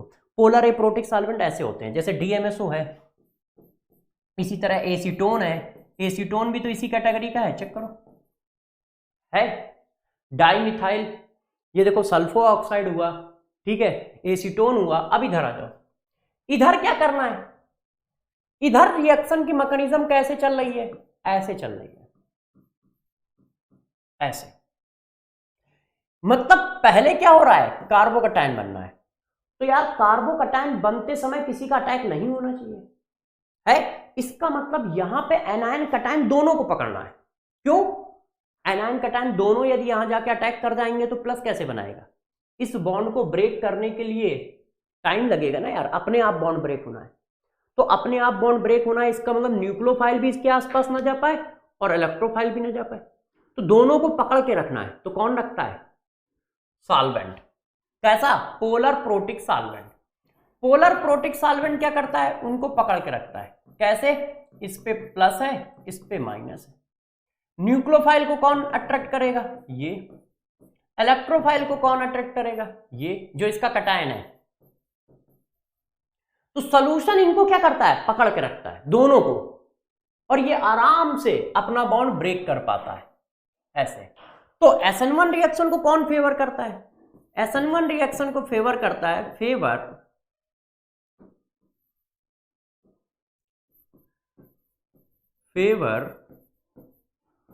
Polar protic solvent. मतलब जैसे acetic acid, water, alcohol etcetera, ये देखो। तो बात समझ पाए, इस रिएक्शन को फेवर करता है पोलर प्रोटिक सॉल्वेंट। क्यों? कैटायन एनायन दोनों को पकड़ के रखना है, तो दोनों चार्ज फ्री होने चाहिए, ये भी फ्री है ये भी फ्री है, तो कैटायन को एनायन को दोनों को रोक रहा है। यहां पे सिर्फ कैटायन को पकड़ के रखना है, एनायन को पकड़ के नहीं रखना है। तो ऐसा सॉल्वेंट निकाला जाता है, मॉलिक्यूल ऐसा सेलेक्ट किया जाता है कि कैटायन का साइड बल्कि रहे, एनायन का साइड फ्री रहे। तो बात समझ गया? SN2 में कौन फेवर करेगा? Polar aprotic solvent. Polar aprotic कैसे पहचानोगे? उसके पास एसिडिक हाइड्रोजन नहीं होगा, ना एक्टिव हाइड्रोजन होगा। अब पोलर प्रोटिक सॉल्वेंट कौन होंगे? जिनके पास O से अटैच बॉन्ड हो, N से अटैच बॉन्ड हो, सल्फर से अटैच बॉन्ड हो, वो सब पोलर प्रोटिक सॉल्वेंट होंगे, वो SN1 को फेवर करेंगे, और ये वाले SN2 को फेवर करेंगे। तो आज बच्चों हम इसी जगह पे रोक लेते हैं, नेक्स्ट क्लास में इसको और बताएंगे। अभी ये खत्म नहीं हुआ है, बाकी है, ठीक है। इसमें 7 हेडिंग है, अभी 3 हुई है। Effect of solvent, effect of nucleophile, kinetics, ठीक है, effect of substrate, effect of leaving group, ठीक है, स्टीरियोकेमिस्ट्री, ये सारी बातें हैं। ये खत्म होते ही लगभग अल्काइल लाइट खत्म हो जाता है। तो हमें अभी कौन कौन सी पढ़नी है? स्टीरियोकेमिस्ट्री पढ़नी है, ठीक है, इफेक्ट ऑफ लीविंग ग्रुप पढ़ना है, इफेक्ट ऑफ सबस्ट्रेट, सबस्ट्रेट मतलब आर को कैसे कैसे घुमाया जा सकता है, ये 3 हेडिंग हमें अभी और पढ़नी है, ठीक है। फिर इनके एप्लीकेशन करने हैं, मेथड ऑफ प्रिपरेशन, ठीक है, कैसे होंगे क्या होंगे, और फिर बाकी आगे की बात करनी है। तो नेक्स्ट क्लास में हम लोग फिर मिलेंगे, तब तक के लिए आप चीज़ों को रिवाइज करते रहें, क्वेश्चन करते रहें, ठीक है, मेहनत करते रहें और खुश रहें और स्वस्थ रहने की कोशिश करें, ठीक है। ऑल द बेस्ट मेरे प्यारे बच्चों।